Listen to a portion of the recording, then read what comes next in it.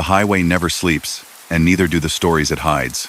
Welcome to the Sleep Haunt, where every mile carries a whisper from the dark. Tonight, we bring you 7 true trucker horror stories tales, shared by those who've driven through fog, silence, and shadows that follow just a little too long. Before we roll into the first story, we've set a small goal. Let's reach 100 likes on this video.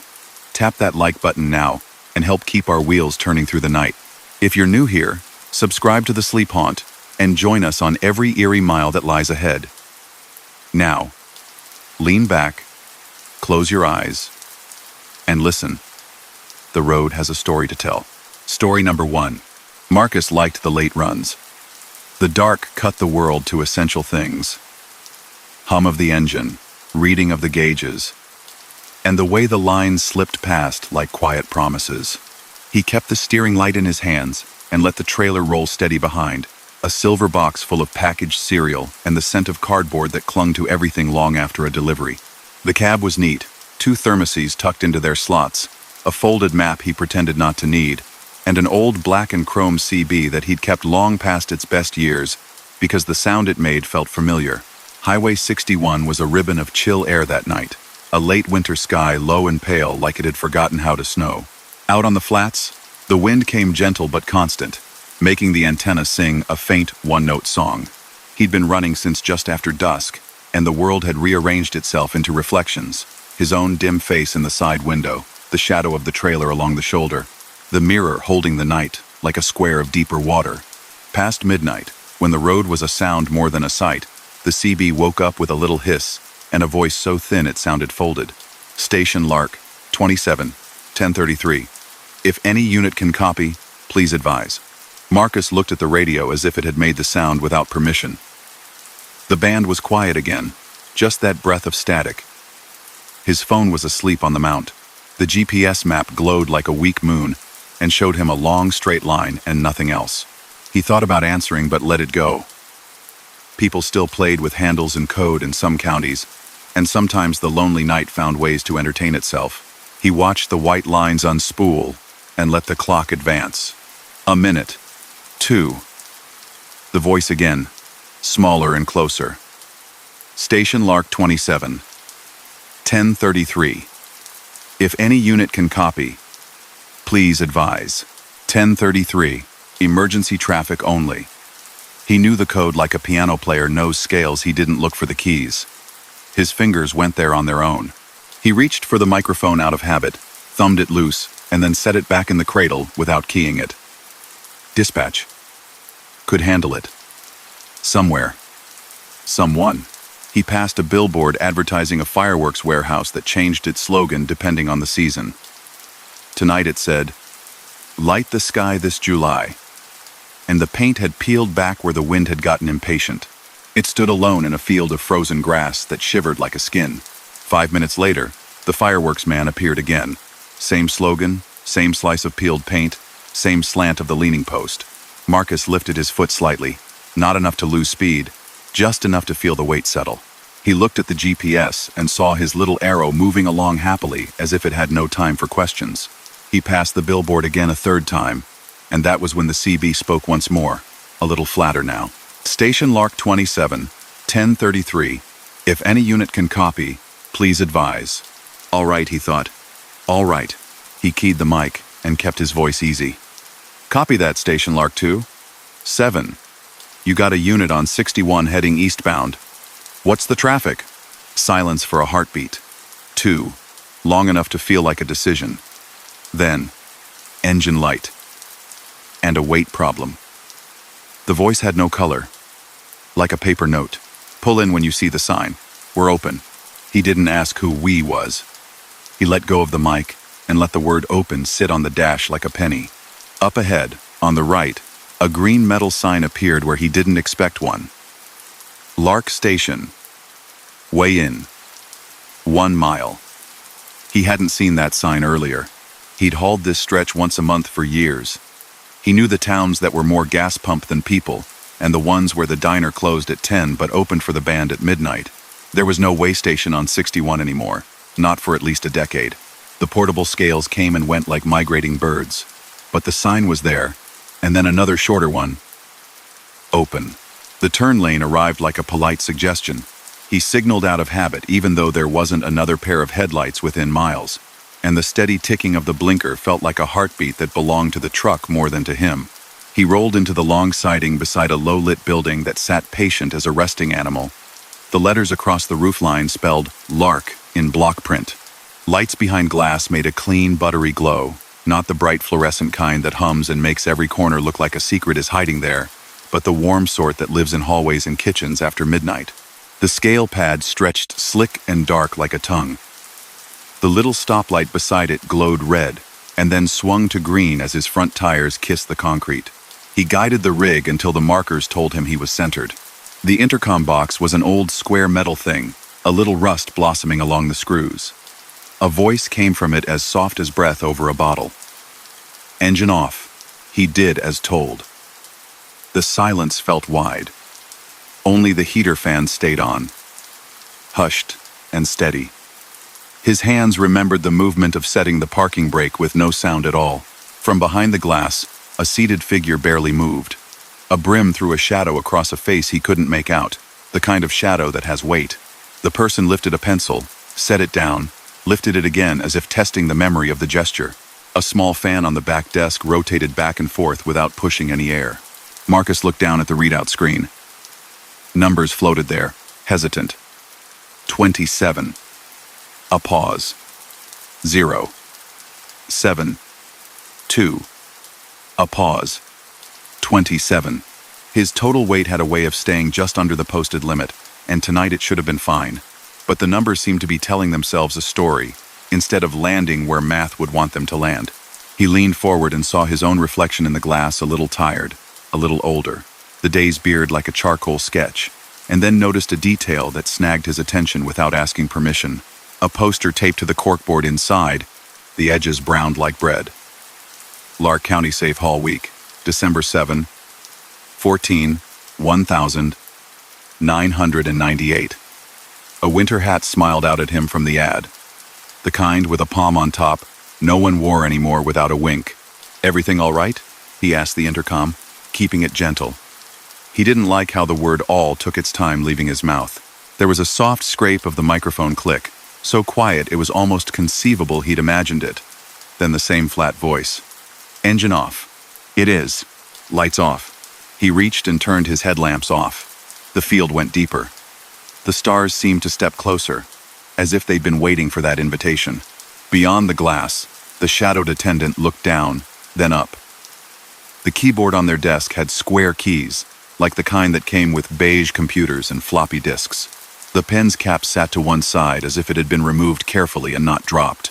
On the wall was a cork map of the county stuck with pins in a way that made a kind of constellation. Red at the towns, blue at the forks, and a white pin over the station, tracing out the routes that life took in lines and dots.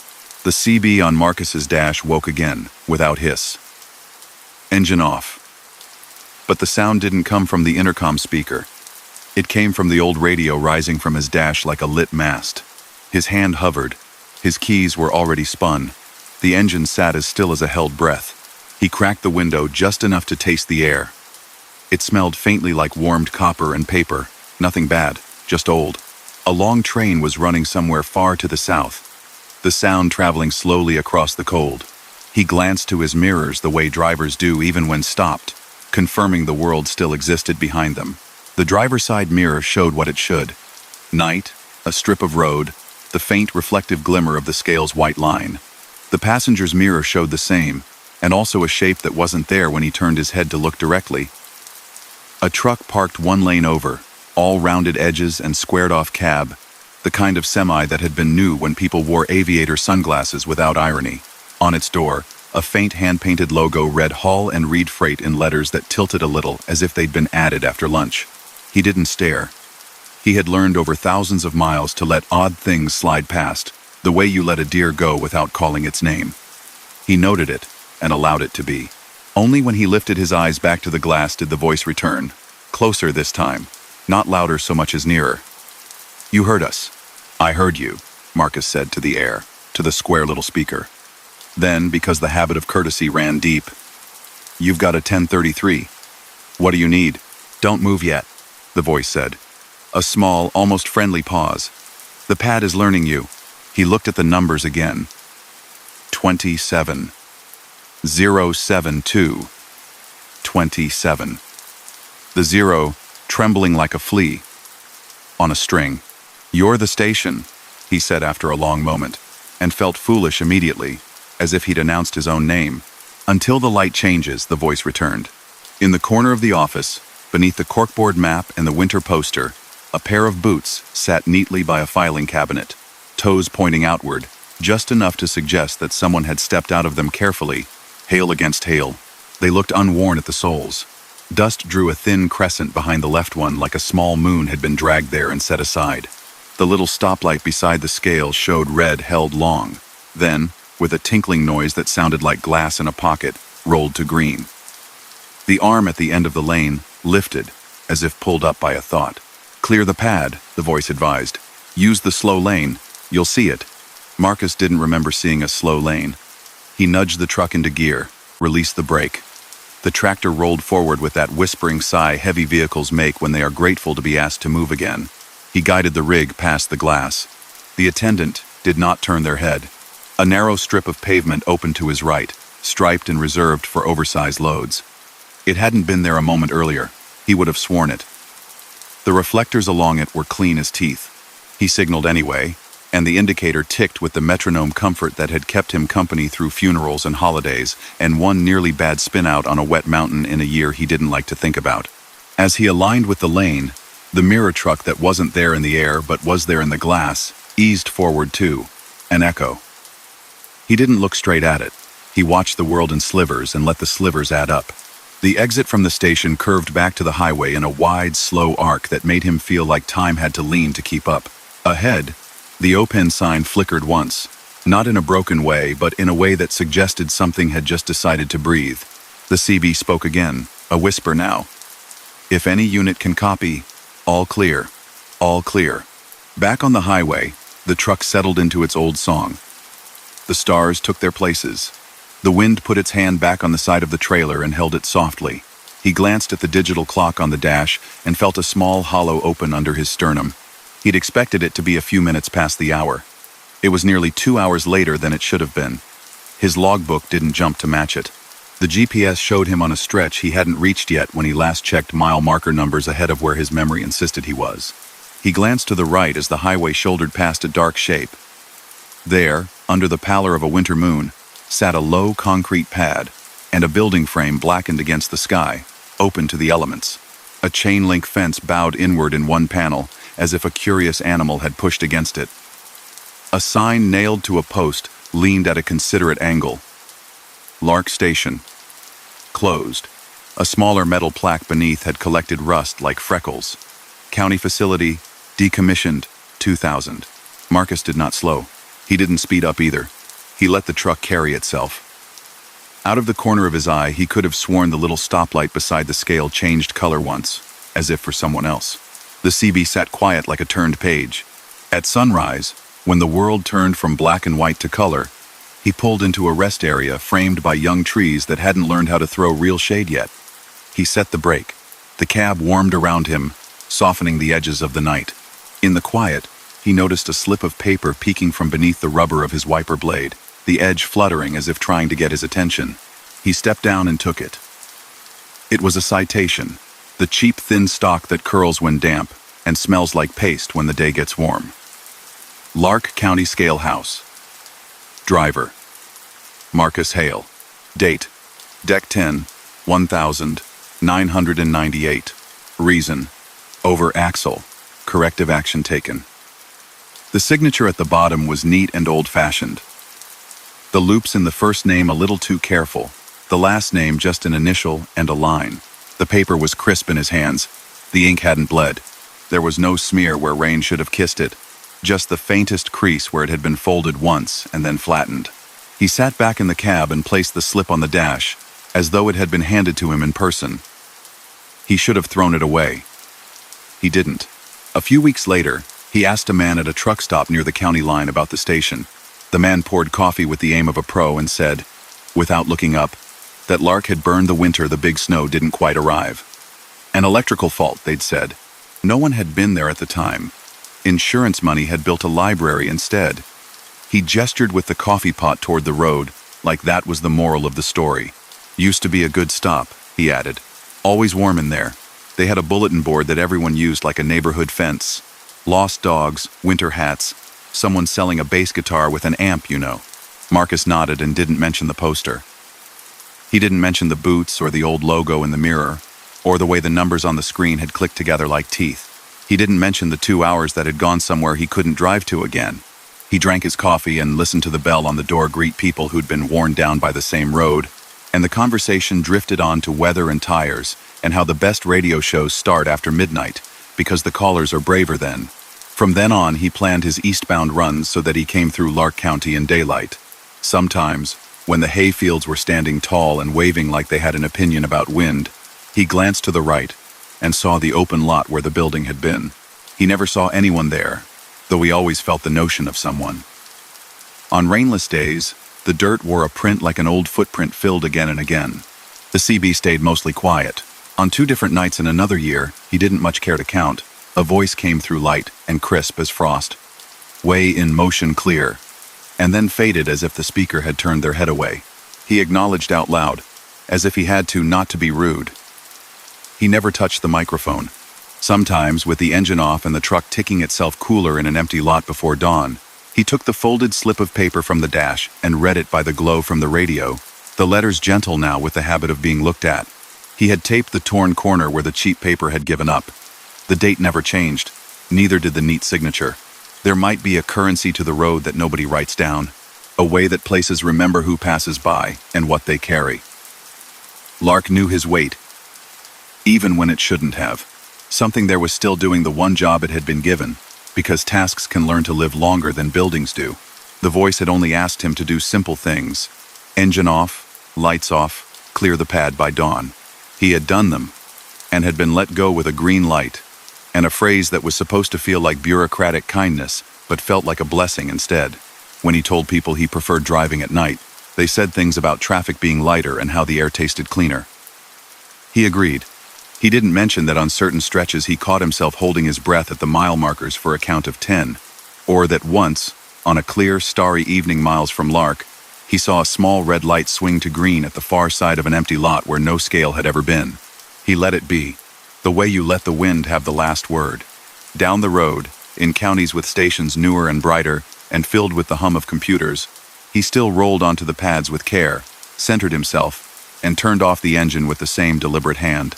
Old habits, old manners. Sometimes the attendant would smile under their brim and nod at the way he did it. Sometimes the light would go green a bit quicker than expected. Sometimes he thought he heard a pencil lifted once and set down again, as if somewhere the pad was still learning him. Story number 2. Elena ran the Valley Nights. She liked the way darkness flattened the world to a ribbon and a pulse, the white edge of the fog line steady as a metronome. The cab was tuned to her liking, seat low, wheel close, a thermos wedged into a holder with a rag so it wouldn't rattle. Her CB sat on channel 19 but low enough that it was more presence than sound, a comfort object with a green light. She had a practice she never said aloud. Before long stretches, she'd click the turn signal twice. Left then right, like knocking on a door. It wasn't for luck. It was just for rhythm. The route that night pulled her from an interstate exit to a 2-lane that ran arrow straight through orchards and fields known more by county roads than by names. Winter had rolled in without drama, wearing fog like a scarf that had snagged on the edges of the world and wouldn't come loose. Tule fog is its own kind of night, the kind that makes distance into a rumor. High beams paint the back of it and throw the light back at the driver in a soft, stubborn glare, so Elena kept her lows. On and watched the fog line, counting out loud. The wind machines had started up by the time she turned onto County J2. Tall steel posts rose at the ends of rows and wore big blades like shy helicopters that didn't want to leave the ground. They turned the air in slow circles to spare the buds from the bite of frost. It sounded like a dozen slow fans at the far end of a gymnasium. The orchards themselves stood like dark libraries, rows upon rows of trunks and limbs holding back the cold together. Every so often, a pump house clicked contentedly to itself, a metronome in the fog. She had a light load frozen vegetables, packed tight, and the trailer rode sweet. There, back at the truck stop, the clerk had warned her like a neighbor would. Fog'll settle after midnight. You know how it does. Elena had nodded and filled the thermos with coffee that tasted exactly like coffee and nothing else. It was a route she'd run since she'd earned her CDL. She knew where the road hummed against old asphalt and where the shoulder dipped just slightly. She knew the feeling of tall fans waiting out in the gray before she saw them. Half an hour into the 2-lane, the radio picked up a voice Elena hadn't heard in years, a county advisory loop that played on low-watt AM whenever the fog was bad. Advisory for agricultural zones. Frost control operations underway. Wind machines in use. Please reduce speed and avoid stopping within 30 feet of orchard entrances. The voice was warm and plain, Midwestern vowels transported west. The number it gave for updates had too few digits. It repeated every 3 minutes or so, just often enough to feel like a conversation that didn't require replies. At mile after a narrow bridge, she counted them not by signs, but by the specific squeak of the guardrail seams the fog thickened from veil to wall. She leaned in toward the windshield as if the extra 6 inches of curiosity might get her a yard of visibility. The road in front of her compressed to a strip, 3 car lengths long, and beyond that was a bright gray nothing. She slowed to a speed that felt like a confession. The mirrors turned into flat pieces of night. The landmarks kept her steady. A white farmhouse with a window left lit late on the right. A mailbox shaped like a fish on the left, its tail repaired with duct tape. A tall water tank with the town's name painted in block letters on its side in a blue that daylight made cheerful. She let the rhythm settle her shoulders. The fog line, the broken reflector every 100 yards, the pump house clicks. The orchards moved by like listening animals. She saw the white farmhouse on the right. She saw the fish mailbox on the left. She did not see the water tank. But in the fog, she didn't hold that against the world. Then, a minute later, she saw the same white farmhouse again, with the same window lit in the same corner. The light not warm exactly, but steady. The fish mailbox returned in the left periphery with its duct tape tail, at the exact angle as before, the exact blemish of reflective tape peeling from its arched side. Elena breathed in through her nose, out through her mouth, and did not speed up or slow down. She glanced at the GPS. The moving arrow crawled along a thin road line that might as well have been drawn on a napkin. In 1.5 miles, turn left. The unit said in a polite, bright voice that had nothing to do with this fog. There was no left on this stretch for 10 miles. The screen itself had gone a little laggy, the way electronics do when they're tired, or when the air around them is too heavy for their liking. Elena tapped it with 2 fingers to wake it, the way her grandfather used to tap barometers to coax them into an opinion. She passed the farmhouse a 3rd time. The curtain in that lit window had a triangular tear near the bottom edge. She hadn't noticed it before. Maybe she had, and had forgotten. Maybe it was a new piece of information in a night that seemed to prefer repeats. On the CB, a voice broke cleanly through the low hiss. Breaker lost in the soup, you on County 2? Elena thumbed the mic but didn't answer right away. Something about speaking into fog felt like talking into a pillow. Copy on County 2, she said eventually, keeping her voice laconic. Eastbound. Light on. Saw right. Keep it under 20, the voice said. It was a woman's voice, older than Elena by a decade or 2, with an easy patience that didn't feel like performance. Watch the pump houses. If the clicks change, you're turned around. That a thing? Elena asked before she could stop herself. Tonight it is, the voice replied, and then another voice came in low, almost shy, as if it had leaned into a doorway. Do not stop in front of wind machines.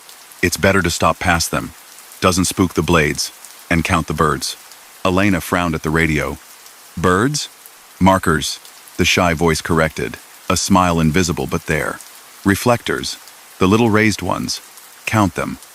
If you get to 40 and haven't seen a break, you're circling. Slow down and let the land find you. She took this like she took advice from old-timers at truck stops. She didn't argue with the form. She looked for the shape that fit.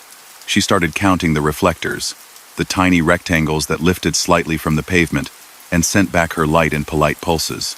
The fog made it feel like counting beads on a string in a pocket. 1, 2, 3.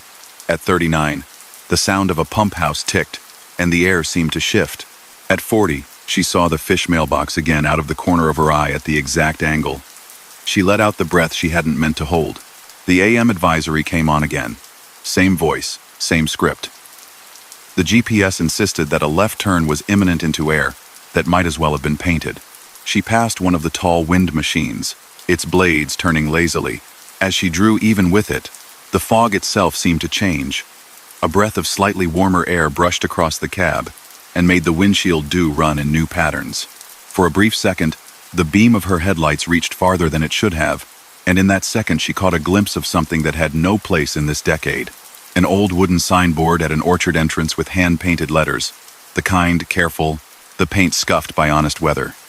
DAHL and Sons. Frost Control. Please call before entering. The phone number had fewer digits than it should, because that was how it would have been when the sign was alive. Elena pressed the brake gently just to feel something responsive. She was not a person who spooked easily. The road had thrown her a handful of cheap tricks before mirages, distances that lied, static that shaped itself into words. The problem here wasn't a trick. It was a pattern doing its best to hold even when it shouldn't. She eased onto a gravel turnout, the truck humming a little at the change in texture. She set the brake and left the engine running low. The cold in the fog was the sort that settled into machines and made them hard to persuade later. She stepped down, breath misting thick as if the air were already full. The world outside the cab had been wrapped in cotton. Sound came as if from behind a curtain. The wind machines turned and turned, their blades gentle and insistent, and between each turn came the met notes of distant engines and a train that might have been there or might have been the wind. From the trailer she heard a knock soft, like furniture settling in a quiet house. She knew that sound. She'd learned the music of her loads. There was nothing inside that should have made a fuss. Another soft knock, then a hush, then a third. She timed them unconsciously, like little taps from a small hand on the clock. 3, 2, 1. Then quiet. Then 3 again. Elena walked back along the shoulder with her flashlight angled down, the beam stopping where the fog decided it had traveled far enough. She placed her reflective triangles a thoughtful distance behind one straight, one offset, one nearer, so anyone stumbling along this soup of night would know to give her a wide berth. The gravel there was damp and swallowed her footsteps, then gave them back a second later, as if the ground were practicing. By the time she returned to the cab, the triangles had a thin skin of beaded moisture. She pulled the door closed and let the world be outside for a minute. The knocking did not return. A minute later, she checked her mirrors out of habit. The driver's side mirror was a portrait of Gray. The passenger's mirror caught something that tightened the muscles in her jaw, not out of fear, but out of the simple surprise of being seen. The triangles she had placed had shifted slightly, their angles turned not toward her trailer but facing the other way, marking a hazard ahead of her instead of behind. There was one more triangle now, older, heavier looking, with a metal frame and chipped paint like a sign that had been handed down. It sat braced perfectly, the reflective surface dull and stubborn. Elena blinked.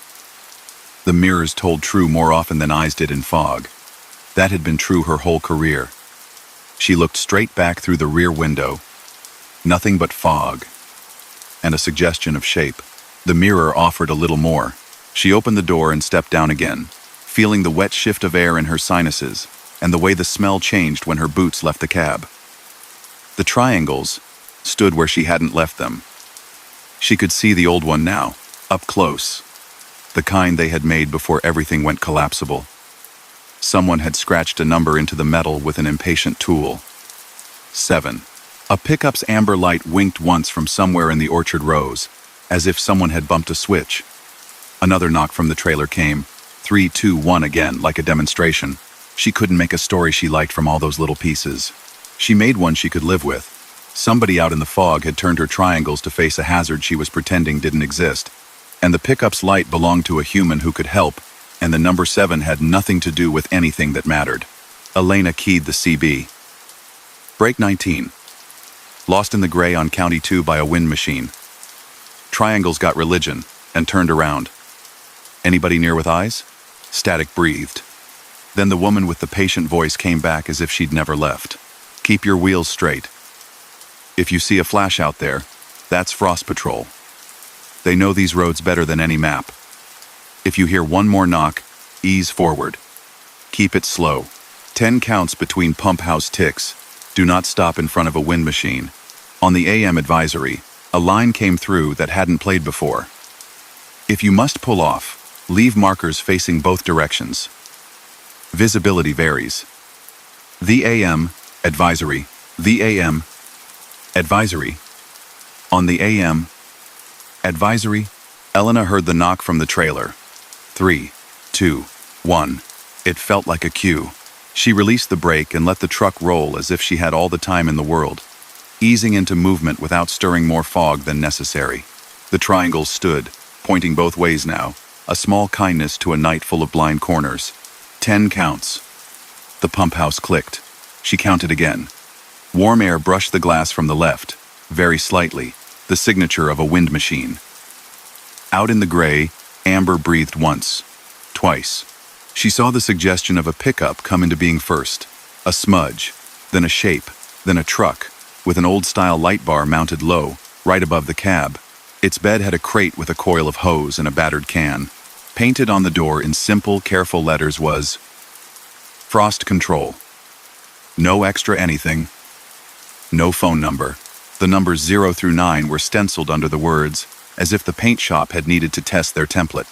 Someone had circled the 7 inches pencil and never bothered to wipe it off. The pickup pulled ahead at a speed that asked to be followed by someone patient.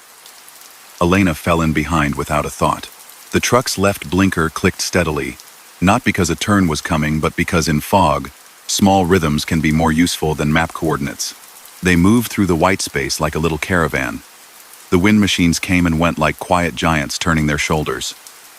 The pickup took curves that Elena wouldn't have guessed existed in land this flat. They crossed a narrow bridge without rails she had never noticed, the fog giving her just enough of its outline to make her respect its trust. In the glow from the pickup's taillights, the world took on a cinematic quality, warmer colors sneaking into the gray. Elena saw a box at the edge of a row stenciled with DAHL in letters that matched the sign she thought she had imagined. She saw a fresh date scrawled on it in grease pencil, and a note beneath it that said 2 a.m. with a small smiley face drawn like an afterthought. Time in the fog didn't seem to care about the order Elena knew. It folded what it wanted. 5 minutes became 15 without a clock that could prove it. Eventually, the pickup's amber light winked twice in what felt like good news, and the fog thinned as if the air had gotten tired of being burdened with so much. A four-way came up like a promise, with reflectors bright and honest and a stop sign that had recently been wiped with a glove. The pickup rolled through the intersection and then pulled onto the shoulder. Elena eased up next to it, then stopped. The pickup's driver lifted a hand, glove pale in her headlights, and held it there a moment. The glove didn't wave, exactly. It seemed to weigh something, and let it go. Elena could see no face behind the windshield, only a shape and a brim and the pale of a cheek. She lifted her own hand in reply and kept it up long enough to be sure she had been seen. The pickup's amber bar went dark. In the space between turning and turned off, there was a tiny hesitation, the kind of half-second you remember later because it felt like a choice. Then the truck eased away, not into the intersection, but onto a kind of farm lane that had no business looking so sure of itself. In 3 breaths, the pickup was gone. No rumble, no indicator, no grievance. The fog had stopped pretending, but it took the truck with it anyway. Elena rolled on. The road ahead felt like a road again. The reflectors counted themselves without help. The AM advisory went quiet, replaced by a song that had been warm when it was new, and was still warm now. The GPS recalculated itself without apologizing. She checked the time and did the math, and realized she had not lost or gained any of it, not in a way the logbook would understand. Her shoulders felt as if she had set something down. At a truck-friendly cafe outside Madeira, she pulled in for a dawn that looked like watercolor. The coffee tasted like it always did there, and the biscuit came out of the oven wearing a little steam cloud. There were 3 guys at the counter in the kind of hats you wear because your dad wore one, and a woman behind the register whose necklace spelled a name in lovely script. Elena asked, casually without leaning too hard, if Frost Patrol still ran the orchard lanes. Every now and then, the woman said, wiping the counter with the kind of care that came from years behind it. When it gets rough, and you can't see the hood ornament, the farms send folks out to keep fans spinning and birds out of the blades. Used to be more of them. Roy Dahl was famous for it. He and his boys kept half this county from losing their shirt one bad winter. Old white pickup with a bar light that would blink like a caution sign in a dream. They didn't do it for thanks. They did it because if you didn't, You'd lose the trees. One of the guys at the counter chuckled softly. Roy would leave triangles pointing both ways if he thought somebody was wandering. Folks accused the fog of stealing time, but I always thought it borrowed it. Gives it back. Just makes you wait. Elena drank her coffee and nodded at the way the words fit into the morning. She did not say anything about the number scratched into the old triangle she'd seen. She did not describe the way the pickup had disappeared into a lane that didn't seem to require Earth to exist. She let the story of Roy and his boys be the shape the room had for whatever had guided her. Back out on the road, daylight laid the orchards open and quiet. The wind machines had gone still and looked sleepy, like they had worked a night shift and deserved to lean on their posts. She passed the white farmhouse and saw the window that had glowed, lit only by morning now. The curtain had a triangular tear near the bottom. The fish mailbox still wore its duct tape tail, the adhesive dull under the Sunday. The water tower stood with letters faded to a gentler blue. Everything was where it should be in a version of the world that allowed for reasonable things. On a straightaway not far from the turn to the highway, a shape by the shoulder caught her eye.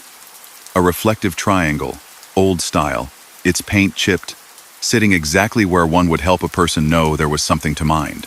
Elena's first instinct was to stop and collect it, so it wouldn't send someone pulling over for nothing later. She slowed, then let the thought pass. Some markers are meant to stay where they are until night comes and needs them again. The number 7 scratched into the frame caught the Sunday. Then it didn't, and it was just a piece of road-shy scrap.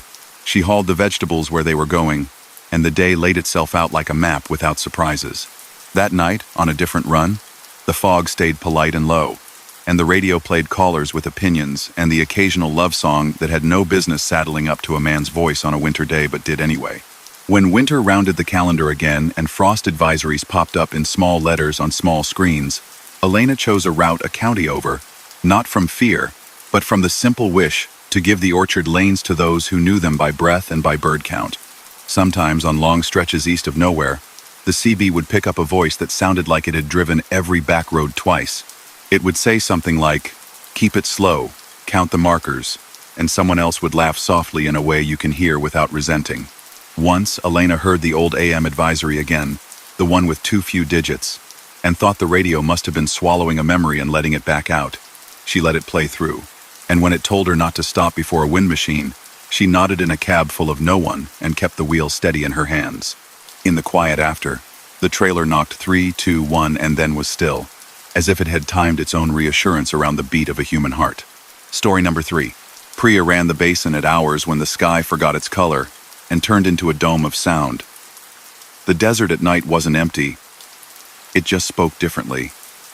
The cab picked up conversations from 100 miles away, AM stations slipping across the ionosphere like notes under a door, weather bands repeating the same comfort, the faint mosquito buzz of power lines that ran like seams stitched across the land. With the windows shut, she could still feel the night through the glass, a dry coolness that had weight to it, like a blanket left out on a line. The load behind her was light but important. Boxes of gloves, sterile wraps, thermometer sheaths, the kinds of supplies nobody thought about until someone ran out. The trailer liked that weight. It stepped where she asked without arguing. The tractor's turbo sang when she climbed a long incline, and then quieted again, content to idle against gravity in the thin hours after midnight. A paper atlas lay folded on the passenger seat under a bungee strap.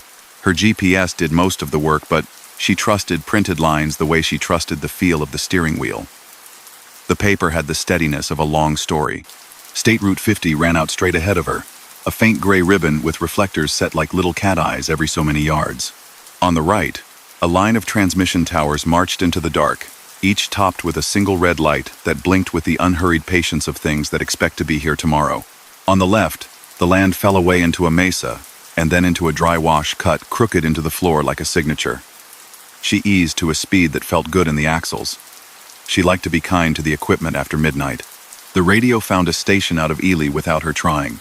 A man with a friendly voice talked about the good weather he had no control over, and the bad betting luck he claimed not to mind, and then company faded into a song that had been popular when Priya was learning the gears on a test course. The song didn't belong to any particular year, it belonged to miles.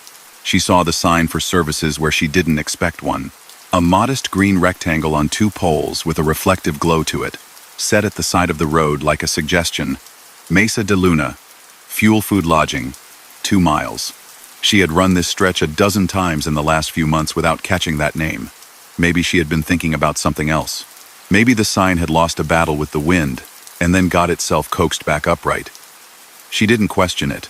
The thermos by her thigh was down to the last fingers, and it would be a kindness to fill a cup with something hot and clean and find a few minutes to stand outside the rig and listen to the dry air settle. 2 miles later, the shoulder widened and offered a turnout like a palm held out for a handshake. A low neon sign glowed in a careful, old-fashioned script. Moonrise Motor Court.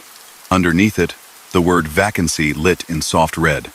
Not the starved bright of modern LEDs, but the warm oxygen hum of glass doing its best.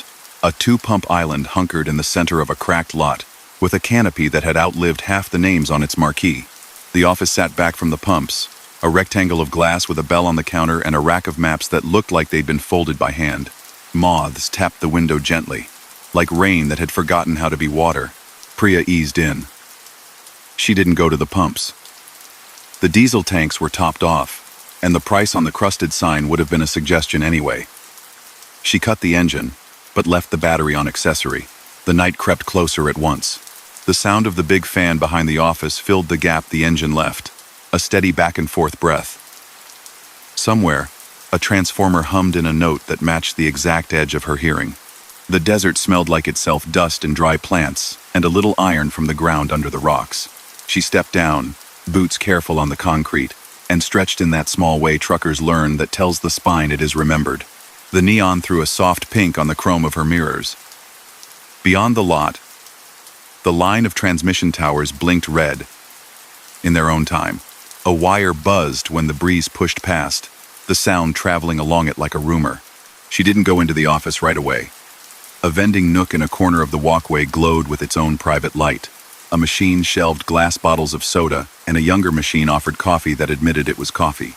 Next to them, an AM radio sat on a shelf behind wire mesh, a battered box with a single dial and a metal grill rubbed shiny by years of being handled. It was switched on and set low, the voice hardly more than a thought. She listened without meaning to.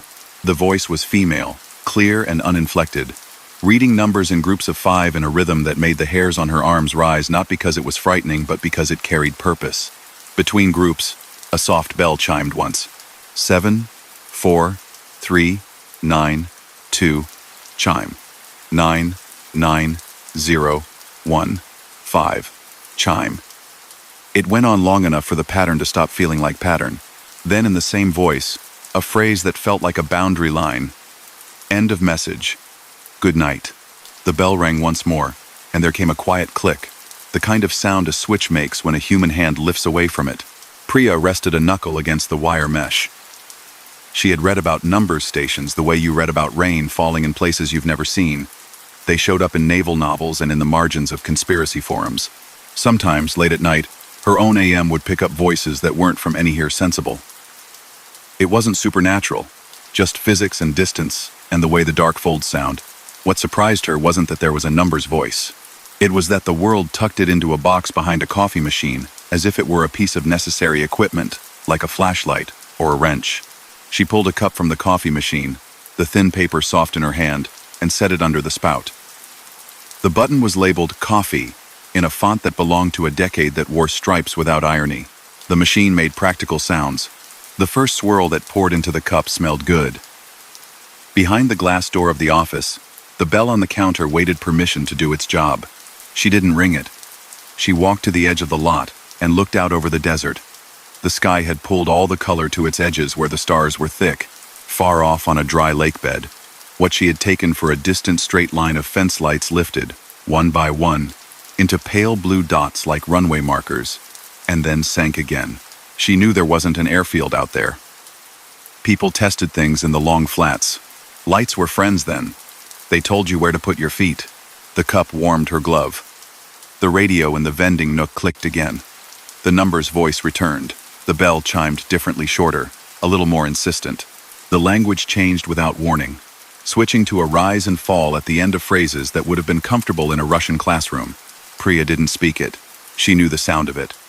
After a short paragraph of syllables that meant something to someone, there came another list. The numbers were the same in any tongue. She would have let it pass, another odd radio thing. But 3 of the 5 number groups caught in the web of her hearing. She couldn't have said why those 3 and not the others, but they did. The first matched the street address of the receiving hospital on her bill of lading. The second, the purchase order number printed in the top corner of her freight paperwork. The third, the last 5 digits of her dispatcher's backup number. She didn't need to check. She knew. She set the cup on her step and went for the atlas on the seat. When she opened it, a folded sheet slipped free that she didn't remember folding. It was a local map, not the big state atlas, printed on thick paper that had yellowed at its edges like bread. A notice at the top read, Cortsi Route, Mesa de Luna Chamber. A neat hand had circled her position with a pencil and drawn a line that avoided Puma Wash via a road called Stagecoach, then Radio Road. Then, though the type was fuzzy here, bypass Spur F. In the margin, in small hand-drawn letters, if the lights on the towers blinked together, wait. She could have laughed. The circles, the line, the instructions sounded like they belonged to folk knowledge. The stuff people pass on in diners and parking lots. Don't take the left at the tall silo. It never goes where it promises. Watch for the dog who sleeps under the blue bench. He belongs to nobody and everyone. If the towers blink together, wait. She checked her phone. No alerts about closures. She switched the GPS to the map screen and dragged it with her finger to find the wash. The satellite image showed it like a vein. No caution triangles on the screen. She spun the AM dial lazily. The number's voice had gone quiet. The old man in Ely wished someone a happy birthday and talked about how his mother used to keep change in her glove box to give at tolls. The digital signboard in her memory, way ahead roadwork keep right, didn't factor into what the night had planned. She didn't have to make a choice. The desert made it for her. She rolled back out to the highway, took the slow lane, and in 3 miles found a new LED sign that had not been there earlier. Road closed ahead at MP 212. Use Stagecoach Detour. It was like a joke the landscape and the old paper map had told each other. She took the exit with the easy motion of someone following a good idea.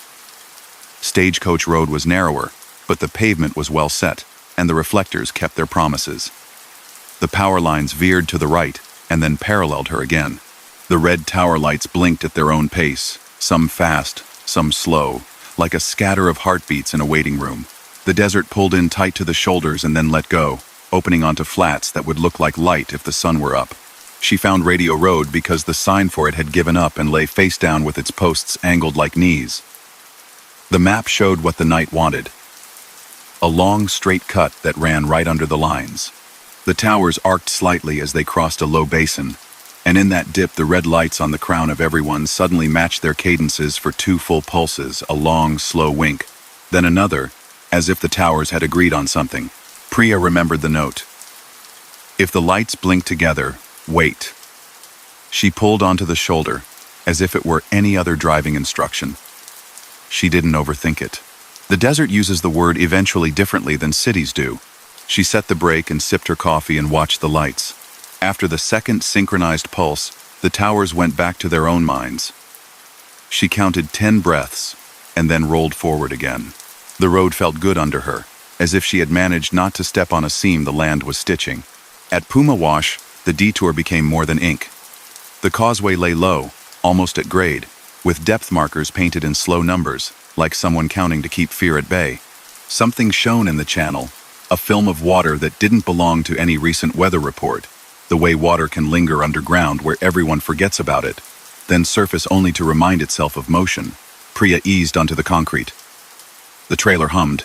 The light in her mirrors turned a softer color, a reflection of the red tower glow made human by the curve of glass. On the far side, a pair of orange cones guarded a sawhorse with white paint scuffed down to gray. Someone had written on the sawhorse in black marker, "Keep left tonight." Radio Road widened into a piece of pavement that didn't bother to explain itself. Rectangles painted on it in old, careful lines marked bays where trucks could idle in pairs. A portable light standard stood dark, with its generator resigned beside it. On the edge of the lot, an office trailer sat on blocks. A paper sign on its door read Staging Area F in letters that had been traced over and over again by different hands. The knob had a motel key on a ring hanging from it, a green teardrop fob with white letters. Moonrise Motor Court, 12. It moved a fraction in the breeze, tapping the door like a polite guest. Priya didn't go knock. The desert didn't call for ceremony. She pulled into a bay and let the brakes settle. In the glass of her side window, the towers blinked their slow, asynchronous lace. The number's voice returned without the bell this time, the signal shy and stretched thin. "Proceed when ready," the voice said in a cadence too plain to be spooky. A different voice, a man with a crosstown drawl, followed, "Spur F clear."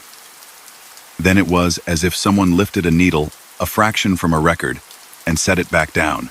She put the cup in the holder and rolled on.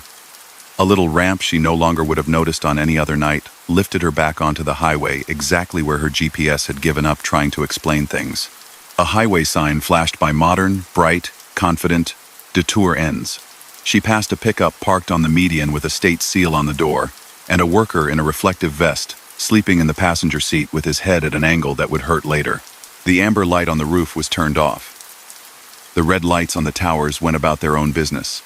Back on the main route, the landscape changed its mind again, trading flats for a long slow-mo climb. Priya's thermos was empty, and she didn't care. The night had taken on that friendly quality it sometimes gets, where the dark isn't a wall but a room you know the shape of. The radio found weather. "Dry and cool tonight in the basins," a calm voice said. "Blowing dust around Puma Wash until sunrise. Advisory in effect. Avoid low crossings." She smiled without meaning to. The advisory had arrived late to its own announcement. At dawn, she coasted into a service area that shared a fence line with a district maintenance yard.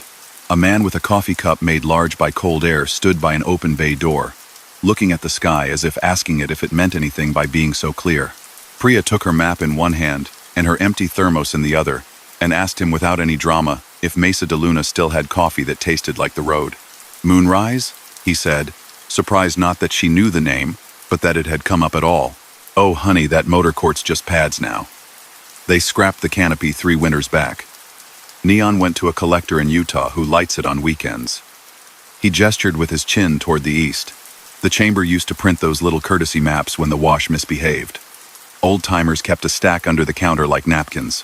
You see one of those, you hold on to it. Some nights, nothing else gets you through. She nodded. "Radio Road?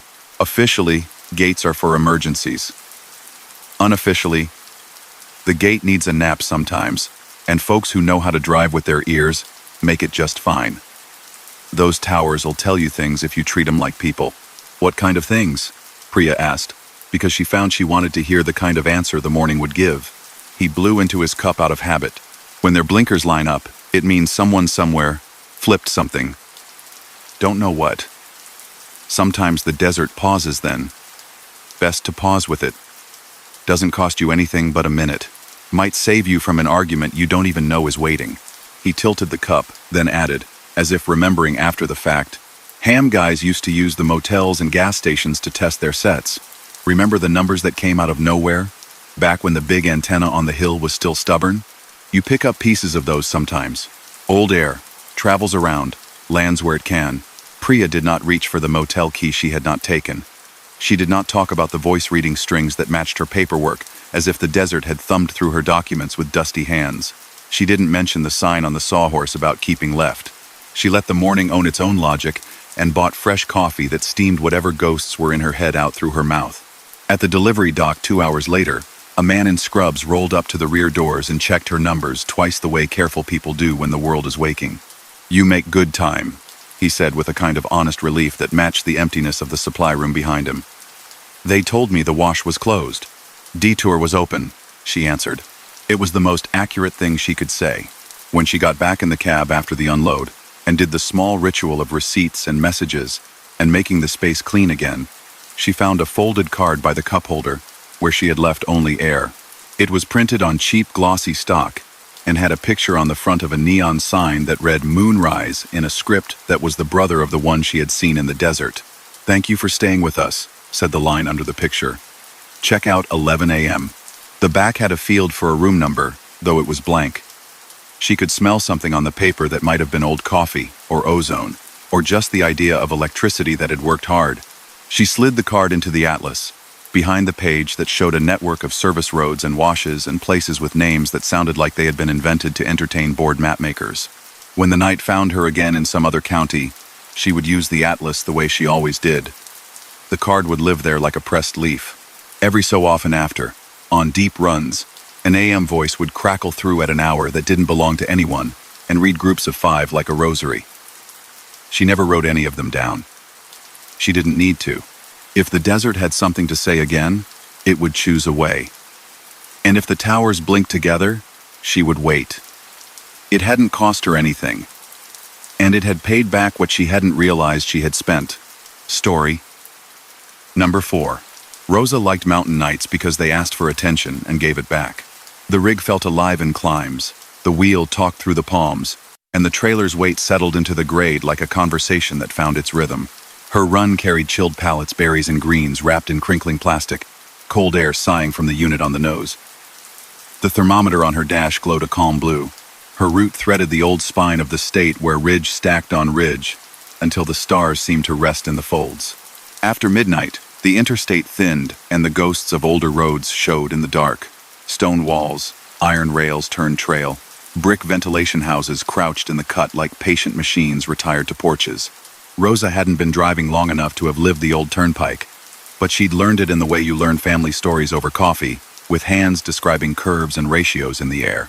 They'd built tunnels right through mountains back then, tiled and lit like swimming pools, and then bypassed them when progress found wider lanes.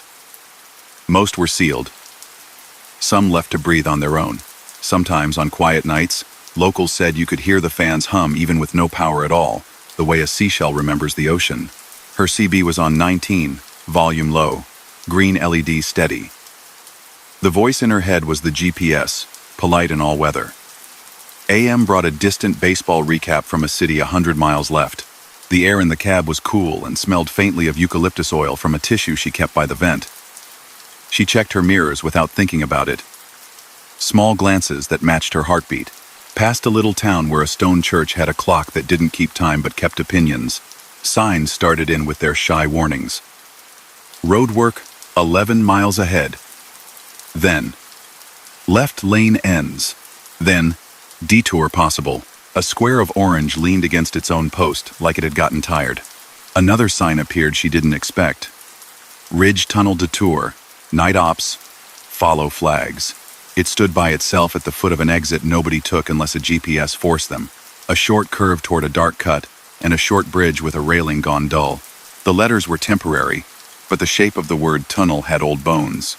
Rosa checked the time, checked her fuel, checked the rolling hills ahead for the glitter of brake lights that would tell of a queue around the bend. Nothing but emptiness and the little suggestion of orange. Night Ops, the sign had said. She signaled and let the trailer follow her off. The ramp pitched down through trees. At the bottom, a 2-lane met her gently, 1 lane coned off with fresh reflective tape. A man in a vest stood with a flashlight at his hip, its lens covered in a red sock. He lifted his hand the way traffic flaggers do when the work is mostly in the gesture. She rolled to a slow stop. The air smelled like wet rock and old leaves. He leaned toward her window and pitched his voice to Carrie without shouting. "Eastbound through," he said kindly. "Single file, keep it centered. Maintain 24, no stopping in the bore. And if you feel the breeze pick up, that's us. Don't fight it." 24? She repeated to make sure she'd keep the number like a coin in her pocket. The GPS had a speed limit sign in the corner that insisted on 65 out here. It didn't know about detours that had slept for decades. 24, he said again, as if that mattered more than most things. "Keep your lamps low, please. And if you hear a low horn, that's not for you. That's just how we talk to the doors." He stepped back and lifted his light. The red circle lifted, circled, and pressed her signal to go. She eased forward. The cones led like breadcrumbs, the paint on the road bright where the sun stayed away, the old cat-eye reflectors set in the surface blinking like eyelids in a breeze. The trees came close, then fell away. The mountain rose. The tunnel's mouth didn't look like a mouth in her lamps. It looked like a rectangle, squared off and tiled, white squares gone cream with their years. Black seam lines ran between the rows like a grid on a chalkboard. The entrance was trimmed with concrete poured in a curve, a kind of careful collar. Above, a small brick building sat like a hat, One window lit with a light that wasn't electric so much as warm glass and a lamp's patient flame. Someone had painted in tiny letters across the lintel, too small for highway speeds. "Keep the mountain breathing." As her bumper nosed inside, the temperature changed. The air felt deliberate, layered cool against her face, warmer along her elbows. Sound did a thing that always startled her even when she expected it. It folded and came back at her in a second voice. The hum of her tires returned as a second hum, 2 beats off, becoming a band. The tiled walls took her lamps and tamed them. Her headlight beams rode glossy tile and lit her cabin too, both front and side at once like she sat inside a pearl. She centered on the faded stripe. 24. It was slow enough to feel precise, fast enough to feel like a promise. The white tile panels passed in rhythm, each tile no bigger than her hand, each reflecting a piece of her rig, repeating it to infinity. The ceiling's lamps were older than most lamps now, long glass tubes with a color that made everything gentle. They didn't buzz, they breathed. Her CB burped static, and then cleared with a voice that had the old shape to it, the diction of someone who learned to talk into radios. "Control east," a man said. "Vent 4 online. Eastbound 1 in." 24 indicated. Another voice, a woman this time, answered with the matter-of-fact music of a person who could run a room full of dials in her sleep. "Copy 1 through. Doors primed. Fans reverse in 5. Rosa's fingers tightened on the wheel because hands do that when other people count. She didn't know the doors, but she could imagine them, the big fire doors set at intervals in old tunnels for when air needed to be a wall. Her trailer shushed in the tile. The reflectors set at regular breaks in the wall threw back her motion like polite applause. At the first cross bay, a wide flat area where people long ago could have changed a tire without taking a lane, a brown sign sat against the tile. The letters were stenciled, the paint tired but legible. East 1. Below it, a little box with a metal door sat open. Inside, coiled neatly, was a yellowed hose like the kind used to feed air. A note card lay behind it, thumbtacked and browned. In pencil, tidy letters. 24 holds the flow. She smiled without wanting to, and kept the wheel still. Someone had once written with a pencil in this place under a hill. They had counted too. The fans shifted. She felt it in the steering before she heard it. A gentle pressure on the nose like a hand underwater, urging a boat the right way. Then the sound came through the bone of the truck, a low chord, not loud, not even strong, but present, like distant thunder with manners. The air took up a slow drift. Her hair imagined the movement, though it never left the braid at her neck. The plastic liners in the pallets behind ticked and settled as the pressure chose a side. 24, hold the flow. Her mirrors were deep wells. In the driver's side, the tunnel behind her receded in a narrowing of white and gray and warm light. It looked like a dream of order. In the passenger mirror, the shoulder nearest the wall was a repeating sequence of safe pockets, spaced like the beats of a very old song. Each pocket had a small bench built into the tile, old orange phones in metal boxes beside them. One box's door stood ajar like a mouth that had something and then forgot it. On its inside surface, someone had written again with pencil, "Honk for doors too long, 1 short." The thought of her air horn shattering the hush felt wrong in her chest. She didn't touch it. Halfway in, the tunnel opened up a fraction. It wasn't bigger exactly, it was more awake. A pair of maintenance doors sat in the wall at waist height, set in with painted steel frames. Between them, a vent shaft rose, the grill above it set in diamonds. Behind the grill, something turned. Not fast, not even steady, just turning. It might have been a fan catching the habit of the air. It might have been the echo of a turn captured out of time. The low chord deepened for a breath, and then returned to its patient key.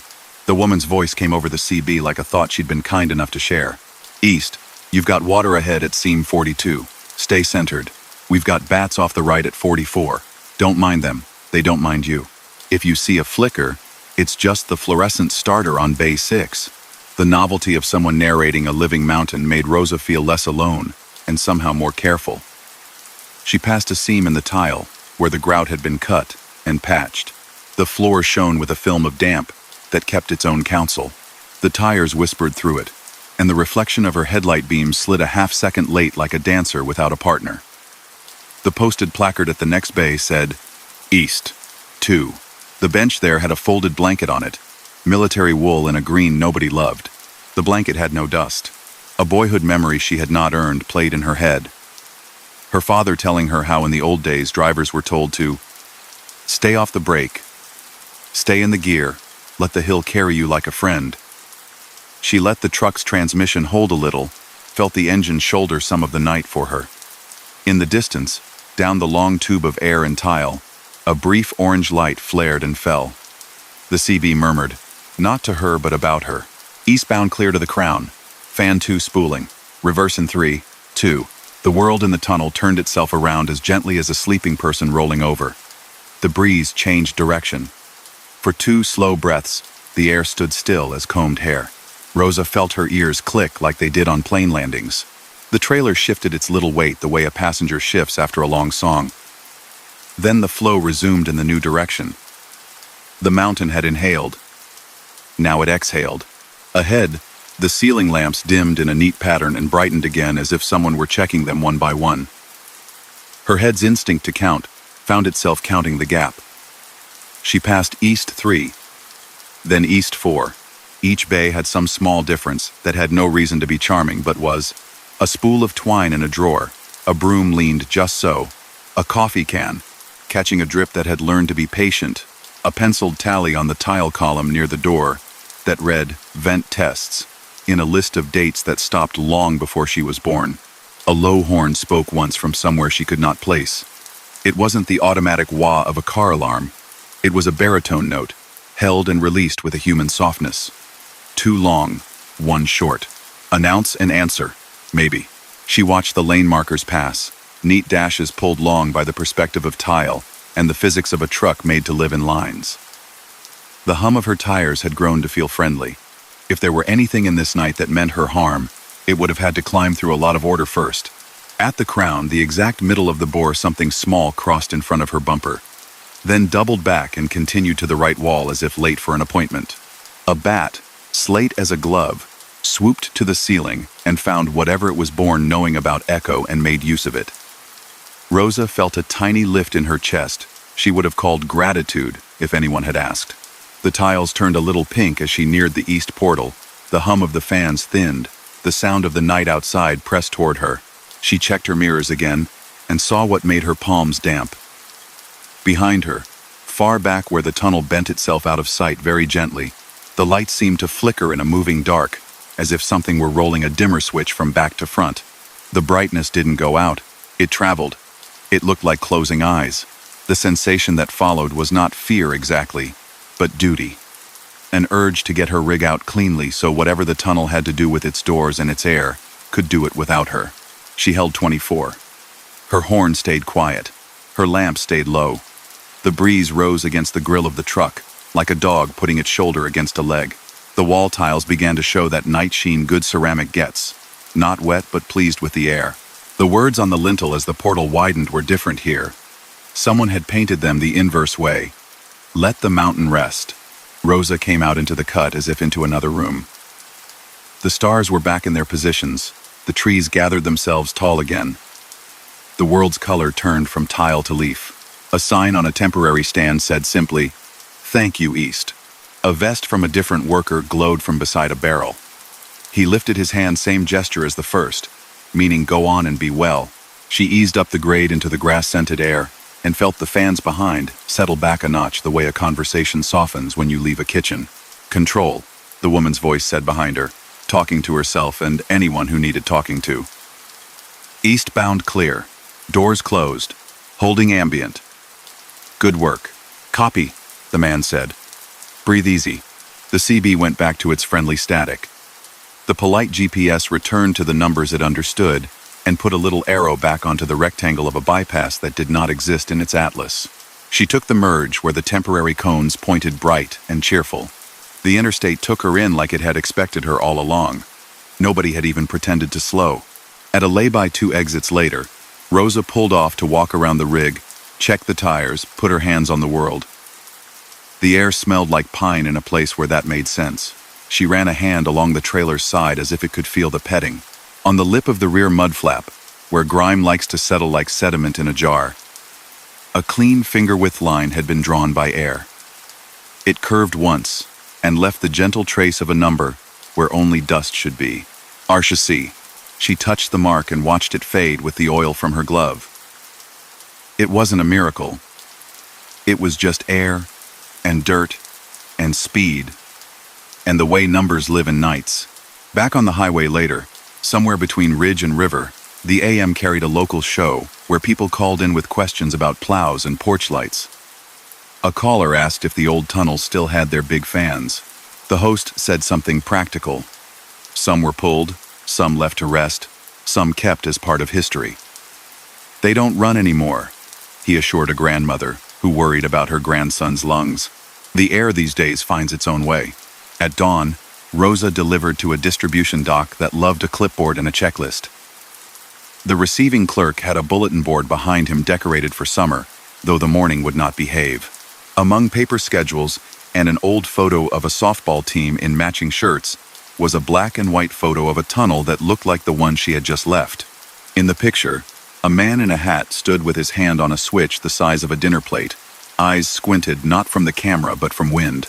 In pencil under the photo, someone had written years ago, "Eugene's last test held at 24. How come you keep that up there?" Rosa asked, unable not to. The clerk glanced over. "My granddad worked in the fan house," he said, signing for her pallets. Said on some nights when the weather was stuck, the mountain needed help. They'd open a door and turn the veins and make a river out of air, move it along. Trucks would come through slow and steady, and the whole place would breathe. He said it wasn't spooky. It was maintenance. People always think ghosts are out to take something. He said some just want their jobs back for a minute. Rosa thought about the pencil notes, the blanket with no dust, the low horn in the tile, the way the breeze had chosen the grill of her truck to lean against. She signed the delivery and took the copy that crinkled softly between her fingers. When she got back in the cab, she wrote in the margin of her log in a neat script she had picked up from her mother, "Ridge Tunnel, midnight, hold 24, leave quiet." She didn't need the reminder. It felt good to have it anyway. On a later run, weeks away and counties over, she caught a glimpse of a brick building, standing alone in a cut, window blank, door shuttered, but painted. Someone had tied a little flag on a stick near the step like a marker you might put for a game. The wind moved it a small amount, then let it be. She drove by at 60 this time, daylight bouncing off her mirrors. She didn't expect to hear the low chord again. Some things belong tonight. The road ahead folded like ribbon and unwound, and the dashboard thermometer glowed its calm blue, and she carried the weight of cold fruit through a morning that didn't know anything about doors that need greeting and fans that speak in key. But whenever a sign told her to keep a speed that felt odd and deliberate, she did. Some instructions are older than their posts. Story number 5. Caleb liked coastal nights because they never went fully quiet.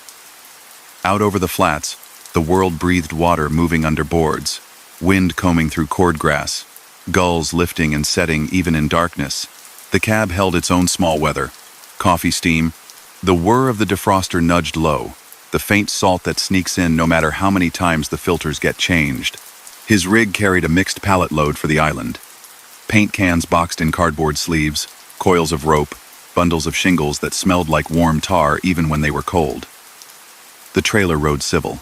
The road's double yellow ran ahead like ribbon pressed flat with a hand. Past midnight, he reached the long, low signboard that didn't shout, "Just let you know what the night was thinking.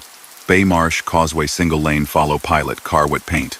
The letters were LED clean on black, but the choice of words felt old-fashioned, like something a person would have said over a radio in a storm. He'd come this way plenty in daylight, where the causeway sat neat on its concrete piers like stitching across the bay. At night, those spans grew taller in the mind. He took a long look at the wind indicator on his dash and kept his hands soft. The ramp down to the water ran him past a fish plant closed for the night, though a single orange bulb burned in an office window with a steadiness that suggested somebody had left it on since '94 and nobody thought to switch it off. A drawbridge tower punched up at the second span like a set square, little windows blank and even. An old green sign with milky plastic letters hung near the guardrail. Bridge tenderphone. The metal door beneath it was shut. He imagined the coil cord inside, remembered the weight of those handsets from a time when every road problem was solved by talking to the exact right person. No queue formed at the head of the span, just cones nudged into place like chess pieces mid-game. Caleb stopped anyway, out of respect. The night will tell you when it's ready if you give it a breath. In his mirror, the bay was just a black plane dotted in a few sensible places by distant anchor lights, each with a patience he envied. He reached to key the CB not to ask anything, just to let his presence be a fact in the small community that is night traffic. Before his finger touched the mic, a yellow pickup came into view from a short service lane, the kind with a hinged gate kept shut with chain. It rolled up so quietly it might have been pushed. An arrow board on its tailgate hummed to life, and instead of arrows, a field of block letters arranged themselves from left to right. "Follow me." That phrasing had always made him feel 6 years old in a good way. He eased forward. The pickup made a small gesture with its brake lights that read like a hand signal. He put his tires onto the concrete, felt the geometry of the bridge under him, the way the spans gave their weight to the pilings, and asked him to do the same. The water's smell lifted salt and low tide, and the clean metallic hint of pilings that had learned to live in it. Wind came from his left, and decided to be his friend for now. The arrow board flickered, not broken, just checking itself. The letters changed, 17 miles per hour. It was such an exact number, it made him smile despite himself. 17 had no reason to be the right speed. It just was tonight. He set the cruise low and made up the difference with his foot. Sometimes machines need a human's touch to hit the spaces between numbers. Baymarsh Ops, eastbound one on the deck. A voice said into the night. It didn't come over his CB. It seemed to come from the structure itself, vibrating through railing and air. Then the CB picked up its echo, late by a second, with a little hum. "Copy." Another voice answered, warmer and less official. "Pilot on. Keep him center. Paint on right brushes still up." Caleb would have expected the smell of paint. He got it all at once, like stepping into a hardware aisle. That solvent brightness, the idea of a good line laid where none had been. The right lane had been blanked out earlier in the week with fresh asphalt that looked soft even when it was cold. Glass beads glittered along the shoulder where someone had spilled an extra cup. When headlights hit them, they were spilled stars. He watched his mirrors the way you watch breathing when a room is quiet. In the passenger mirror, the arrow board filled half the frame. "Follow me." Steady and sure. Beyond it, farther back than made sense, a striping rig kept pace with him like a thought. He knew it should have been ahead, painting the road he'd then drive upon, but in the glass, it held just behind his trailer, its spray arms tucked like wings, its operator's station empty, except for a folded jacket. He refused to turn his head fully around to check. A mirror is a kind of truth. He let it stay one tonight. The pickup's board changed. "Keep left." Cones narrowed the lane to a slightly less than comfortable width, where a gangway crossed over to a work barge. The gangway had a row of upside-down cones tied to its railing, their open ends toward the sky like small orange megaphones. They trembled in the draft from his passing and knocked gently against metal. He centered the hood ornament on the seam of 2 boards that had been set for him and drifted past the gentle clatter without letting it set up shop in his nerves. 17. The number smoothed his shoulders. The bridge offered small noises, expansion joints, thumping with the soft authority of a heartbeat, the occasional splash of something below that might have been a fish or just a piece of the bay practicing. The arrow board paused its instruction, and then, as if remembering, spelled out, "No horn." This felt excessive and kind. He wouldn't have used it anyway. He didn't feel like breaking whatever conversation the structure and the water were having. At mid-span of the first deck, a breeze he hadn't expected came from below, as if the water exhaled. The trailer shifted a finger's width. He breathed in and let his hands acknowledge it. The CB breathed too, and offered the voice again, the one with warmth. 17 holds the stripe. Don't crowd your right. The shelf is blind in patches. Caleb knew enough about paint to guess what that meant. Guys with crab pots at the marina had taught him their words for water. Road crews had taught him theirs for pavement. The shelf is that narrow stretch of new asphalt feathered onto old. If you put a wheel on it too soon, it dents, remembers, a truck's weight printed into it like a thumb. He kept off it, trusted the line that existed in its future tense more than the one he couldn't see. They reached the drawspan.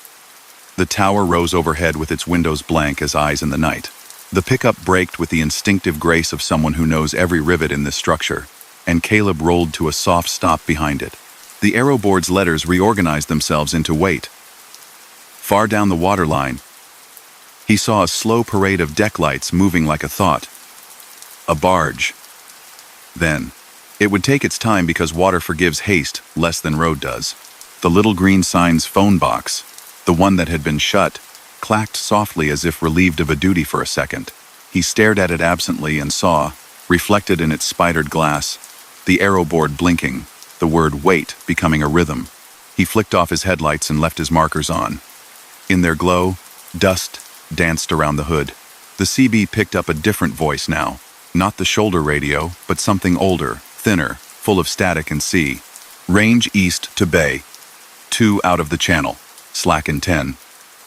The reply came from both the real world and the speaker in his dash, overlapping in a way that made him think of a duet, where both singers knew the same words by different routes. Copy range, hold the deck, bring your barge. In the pause, the water made a new sound, a high fizzing, not unpleasant. He leaned a little toward the passenger window without meaning to, and saw the bay under the beams of the bridge glimmer pale at the edges where pilings cut through it. Phosphorescence. The tide must have brought in a bloom. Every ripple, every tiny motion, was outlined in cold blue. If he had been in a skiff, he would have trailed his fingers in it to see his hand glow. As it was, his truck was the finger, and the bridge's shadow traced a dark line across light. He told himself to remember to tell someone about this. Some things you have to say out loud later to prove they were real. The draw lifted by degrees that did not apologize for their slowness. The aeroboard made no commentary on this. The pickup idled patiently like an animal with a job. When the half was high enough, the barge slid through with the confidence of something that had made this passage 1,000 times in stories, and twice this year, in fact. He saw a crewman on deck in a reflective jacket with his hands in his pockets. The jacket picked up Caleb's markers and threw the red and amber back at him politely. The bridge closed with a soft clonk that sounded like putting a lid on something gently. The aeroboard clicked to follow me again. They moved. 17 reasserted itself like a lullaby's last verse. Past the draw, the causeway's second span ran lower, closer to the water, and wore new lines like stitches. In his mirror, the striping rig operated in its own time. Its paint guns clicked in patient bursts. Tiny glass beads whooshed in a fine galaxy onto the wet white. He felt, though he knew it was nonsense, that the weight of his truck made the line more real, pressed it into the gift it would be to drivers in daylight. The idea pleased and scared him in equal measure. The road could ask favors. He'd known that. He hadn't expected it to ask this way. "Hold the brush," the warm voice said to nobody and to him. "He's riding the wet nice. Keep him in the ribbon." The pickup eased left, then right, guiding him across steel plates set in a trapezoid over a gap where new joints had gone in and old ones had been taught to retire. The plates sang a little under his tires, a hymn made out of friction. On the left, a man-shaped thing stood in the shadow of a light standard, a jacket draped on a sawhorse with a hard hat on top. A reminder for daytime crews to put their gear where a car could see it. In the mirror, for 3 heartbeats, the jacket looked occupied. Caleb didn't blink. When his eyes watered, he counted 3 markers and let the thought go. Not everything that looked back at you asked to be named. The pickup's board gave him a new instruction he hadn't seen printed on one of those boxes before. Quiet. It shouldn't have been possible. The boards usually only carried certain pre-programmed phrases. The word sat there as if the truck had learned it just now and wanted to try it on. Caleb smiled again despite the way his skin felt electric. Some nights need labored courtesy. He let the quiet be in the cab too. He didn't touch the radio, didn't clear his throat, didn't check his phone for the time. The clock would give him an answer the night didn't require. On the last span, when the lights of the island began to form their sensible clusters, the pickup slowed a hair more than 17. It drifted toward the right as if considering a different road entirely. A maintenance road peeled off from the deck toward a small shed of corrugated metal, with a fence that had more salt on it than paint. The pickup put on its blinker absurd, courteous, and took that path. The chain on the gate slackened for it in a loopy cartoon way, as if the metal had remembered how to be rope. The aero board dimmed as the truck rounded the corner. "Follow me" flickered one last time and then quit. Caleb rolled the last 100 yards of the causeway alone. The wet line on the right latched to his mirror like an eye looking back. The bay stilled behind him in a way a bay can, which is to say, not at all, but he felt the illusion of a pause. On island ground, he pulled into the first turnout, a little pocket of crushed shell and gravel where people gathered fresh shrimp in cooler months, and told each other how the wind would behave as if they had an ant arrangement with it. He set the brake and let the truck exhale. He checked his tires with the beam of his flashlight because the habit feels better than the need. The mud flaps were clean of anything dramatic. No paint letters, no chalk arrows. On his driver's side step, though, something crunch sparkled under the light. He bent and brushed at it with 2 fingers. Tiny spheres stuck to the glove, glass beads the kind road crews feed to fresh lines. They flashed back stars when he tilted his hand. He went to flick them away and thought better of it. He brushed the beads gently off into the palm of his other glove and poured them into the small empty compartment where he usually kept coins for tolls that no longer had humans watching them. The beads made the same small sound coins make when they settle, like rain you've decided to enjoy. At a 24-hour bait shop where he grabbed coffee that had been good an hour before and was still fine now, he asked the man at the counter, who had a beard like a story and a radio quietly mumbling about tides, if DOT really ran pilot cars at night on the causeway. The man shrugged in a way that didn't mean he didn't know. It meant knowledge had complicated edges. "Sometimes," he said, "when they paint the lines, they like a heavier vehicle in the lane so it cures true. Mostly they do it with barrel trucks. But when a barge is due and the air's right and the shelf's tender, they'll run a pilot and borrow a few rigs. It's a kindness. To the paint. To everybody."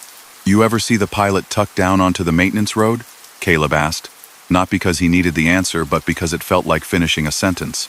"Gate's been chained since the hurricane took the little shed roof," the man said mildly. "But sometimes you see lights tuck through anyway. Structural jobs have their own schedules." Caleb took his coffee to the truck. Under the wiper, a piece of card had gone unnoticed until it ticked against the glass in a fresher breeze. It wasn't a ticket. It wasn't a flyer. It was a thin, rectangular swatch labeled "Test Panel" in tidy print, with 3 painted stripes across it. The white bright cream, the yellow a little richer, and a clear smear with glittering grit fixed in it. Someone had written with pencil in a small, good hand, "Bead load good, flow even, 17 holds." He thumbed the corner. The pencil smudged. Pencil smudges are evidence of hands. He slipped the card into the visor without ceremony. Back on the island road, the streetlights remembered their pattern. The radio forgot the bridge voices and found somebody phoning in a love song to the overnight host. The words of the song had traveled a long way from whoever wrote them, but they landed neat in a cab where a driver felt very awake and very calm. He made the deliveries while the sky unscrewed itself one turn, then another, the black shifting to something like slate, then like pearl. The hardware manager signed with a pen on a chain, the way pens used to live in banks. "Good lines on the causeway," she said conversationally, as if comment on paint could be small talk like weather. "You feel that?" "I felt it this morning. Like the road knew it wasn't done, and then decided it was." He nodded and didn't recount his speed or the way the glass beads had sung in his glove. He didn't mention the old green sign at the bridge tender phone, or the phone inside it he had not touched because the night had provided voices enough. He finished the run with the ease of someone whose body trusted the distances. On his way back across in daylight, the phrase "single lane" had been folded away on the signboard. The lines shone like a promise. He drove at the posted speed and still felt, for a mile or two, like he could hear a yellow pickup somewhere behind a fence, murmuring to an aero board that wanted to spell words we don't program into it. He kept the beads in the coin compartment. Every once in a while, when he hit a patch of sunlight just right, they flared a constellation, and then were only clear glass again. Some nights make small parts of themselves portable like that. You carry them and don't spill them. If a road needs you to go exactly 17 sometime hence, you go exactly 17 without arguing. The paint will thank you in its own way, under someone else's tires. Story number 6. Tamsin took the northern plains at hours when the world turned into 3 colors: the white of the ground, the black of the sky, and the amber the dash made to keep a human company. The long, straight interstate there looked like it had been drawn with a ruler. On clear nights, the stars stacked from horizon to horizon in a way that made the windshield feel like a planetarium dome. In winter storms, the same dome went silent and small, and the cab became a space capsule system, steady, voice calm, a person navigating by instruments. She liked those nights anyway. The trailer behind her carried quiet, humble cargo pallets of winter supplies, bound for a cluster of small towns that had learned to make do: space heaters, bundles of insulation, boxes of salt that clinked softly when a seam of frost flexed the boards. The unit purred. The weight sat right. Her thermos steamed in its holder and smelled like chicory the way her grandmother made it, dark and friendly. She had learned to keep the cab tidy like a cockpit. A flashlight lived in the door pocket, a paper map in the console under the CB, a bag of heavy socks in reach like an apology to her feet for what the road asked. Just past midnight, low clouds slid down and folded the sky in. Snow didn't fall so much as move sideways in long, thin flights, the way birds do when they don't mean it. Ground blizzards don't need fresh weather. They make do with old snow and wind that wants a job. In an hour, the landscape went from something she could memorize to something that insisted on blankness. The reflectors on the posts nodded under it like thinking men. The rumble strips on the shoulder hummed when she drifted too near, and then went quiet again, like a reminder whispered by someone who didn't want to wake the rest of the house. Her weather radio clicked on by itself the way it does when the forecast turns into a warning. A voice, soft and deliberate, read the county names as if the person had met them all. Blizzard warning continues. For Divide Ransom, there's your line. Whiteout conditions in open country. Strong north winds, gusting 45. Travel not advised. The words traveled with the storm's weight. She slowed to a number that felt like respect, and put her hazard lights on a rhythm polite enough not to blind anyone who might need them. The interstate should have been straightforward for another 40 miles before a rest area where the windbreak trees were planted in careful lines like notes. Tonight, snow blurred the world into a room with no corners. She could see the immediate, could see the shape of her hood, the first 30 feet of the white lane, a hint of the next reflector, and then the infinite behind it. She came up on a closure sign feathered in drifts and lit with LEDs that tried to cut through the blur. Road closed ahead when flashing. The strobes were dark. Another sign followed a half-mile later, polite as an usher. Reduced visibility next 20 miles. The wind had been at work on its bottom edge, so it wore a scallop of snow that gave it the look of a card stuck in a cake. Her phone had no service. Dabbed in a few bars, then none. The GPS showed a straight line, and a little arrow moving forward like a soldier. She had been told once by a snowplow operator at a counter where they kept a jar of toothpicks and a glass dome full of pies. In a whiteout, if you can keep your wheels just brushing the rumble strips, you won't go into the ditch. The grooves will keep a song for you. They always keep a song. She had laughed because it sounded like poetry. Now, with the world reduced to dashboard and snow and breathing, her tire tapped the rumble strip and produced a coarse note like a cello played with a crooked bow. She corrected back to center, eased to the other line, and when the tire kissed the center rumble strip, it had been cut into this stretch to discourage sleepy drifts across lanes. It sang a different note. Not music, exactly, but different enough. The storm gathered as if someone had drawn it closer around her. Snow blew like a curtain tugged invisible hands. At the edge of hearing, the wind made a low, even sound that might have been wires singing, or might have been the safety glass vibrating at a frequency her bones recognized.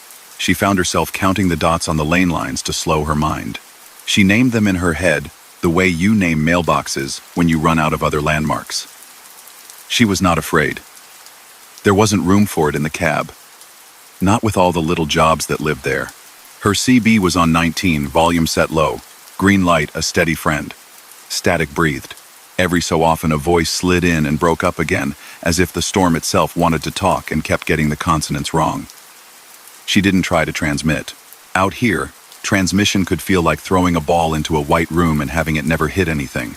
At mile marker 153, or where her GPS insisted the number should be, the shoulder rumble strip changed itself from a warning into something like a pattern. The pitch of the hum shifted in a way that didn't follow the physics she expected of grooves cut into asphalt. It started low, then rose steadily for a couple seconds, then fell again to the low, in a phrase that was familiar for reasons she couldn't place. She thought, absurdly, of the kind of jingle old weather radios used to use when they tested. That little rise, fall you could hear through a wall. The orange dots on her hazard lights blinked in the reflection on the snow at the same rhythm. Or maybe she imagined that and the rhythm was only the rhythm everything shares in a small space. She corrected off the shoulder in case she'd gotten too cozy with it. The center rumble strip answered back with the same phrase. The rise and fall, neatly within the measured distance between lane markers. She held the wheel steady and let it be, then eased deeper toward the center line on purpose. The song met her again, not louder but truer, more distinct. At 45 miles per hour, the phrase sounded whole. Slower, it sagged. Faster, it hurried and smeared. At 45, it sounded like an instruction disguised as a tune. She looked at her speed. 45 on the nose. The storm hammered at the corners of visibility like something asking to be let in. The world beyond the glass was alight, moving evenly, without texture. It made her think of a television tuned to the wrong channel. When the wind hit the trailer just right, a soft burr whispered along the metal skin like someone humming into a bottle. She held 45. The hummed phrase returned at measured intervals, like milepost reminders you didn't have to see. Low, high, low. Not spooky. Purposeful, denying panic by replacing it with a task. Half a mile later, she felt it more than measured it. The CB woke all at once, as if a hand had lifted a lid off it. District 7 to eastbound commercial unit near Sundog Grade, a clear voice said. It sounded different from the weather voice. It sounded like someone who liked their job. If you're hearing me, hold 45. If you can hear the rumble lane, you're right where you must be. Do not stop on the open. Next, safe shelter in approximately 9 miles. The voice did not identify itself beyond District 7. The storm did a thing where for a second the snow thinned, and she could see the idea of a fence line, and maybe farther, the humped shadow of a stand of trees. Then the white folded back over it in a kind of polite, practiced curtain close. Tamsin considered answering, and did not. The urge that had risen wasn't the one to press the mic. It was a different, older urge to follow a thing that had sound and therefore intention. She passed a blue post in the median, its top just visible above the drift. A call box marker from a time before mobile coverage, back when you could pull over and pick up a handset and speak to a person whose job it was to speak back. This one had a tiny, cold LED making a halo in the snow around it. She hadn't seen those lit in years. The little door was shut. The shape of it made her feel something like the way a certain old door in a childhood house can wait and memory, and the belief that behind it there are coats and boots and a light string of bells at precisely this season. Her mirror presented her with the usual edge of trailer, a suggestion of lane, a white world, but for 2 blinks, she caught another color, the peppering red of taillights, small and far, in a line that matched hers, as if another rig were keeping respectful distance behind. She could not see a shape beyond the lights, no glimmer of the second marker bar. When she glanced back again while checking the other mirror, the red points were gone, replaced by a clean white nothing. She did not get the shiver she might have expected. Her shoulder stayed steady. If there was another driver behind her, good. 2 sets of eyes, multiplied by 2 sets of mirrors, were better than 1. If there was not, it didn't change the job of her hands. The rumble phrase returned every so many seconds, the exact spacing picked by the placement of the grooves and the speed she held. Low, high, low. It was not a melody the way songs are, but it was something like breathing instructions. She could feel the wheel wanting to follow the pattern, making the minuscule corrections people can't see from the passenger seat, but that keep them alive over hours and miles. The CB breathed softly at her, and then the voice came back like a friend turning its head to speak again. Eastbound unit. Copy if you can. We're holding plows on the shoulders. We've got drifts filling in on the left. Maintain position. If you lose the line, roll steady until you hear the singing again. We've got phones on blue every mile. They'll ring you if they need you. Phones on blue. She passed another blue post, the LED a little brighter in the spill from her markers. The little door was still shut. As she drew even with it, A pitched chime sounded in the cab, as if she had a message. Her phone screen stayed blank. The chime sounded again, a simple pling, like cutlery tapped against a glass at an old wedding. It came from her right, from the door pocket. For a heartbeat, she thought, absurdly, that the flashlight was performing. She didn't look down. She kept the line. The chime faded like someone moving away in snow. Lights rose up out of the white on her left, large and tall and closer than comfort, then went by slow with a kind of mutual respect. A plow. Its amber bar burned behind veils of snow like a sun seen through a curtain. The blade made a sound like tearing canvas, only more patient. Its driver's silhouette was a geometry more than a person. Its presence on the far side of the median meant the world had not closed up shop. In the mirror, the plow's amber melted back into the storm. The low, high low at her tires returned afterward, and seemed fresher. At mild discipline she could not track by sight.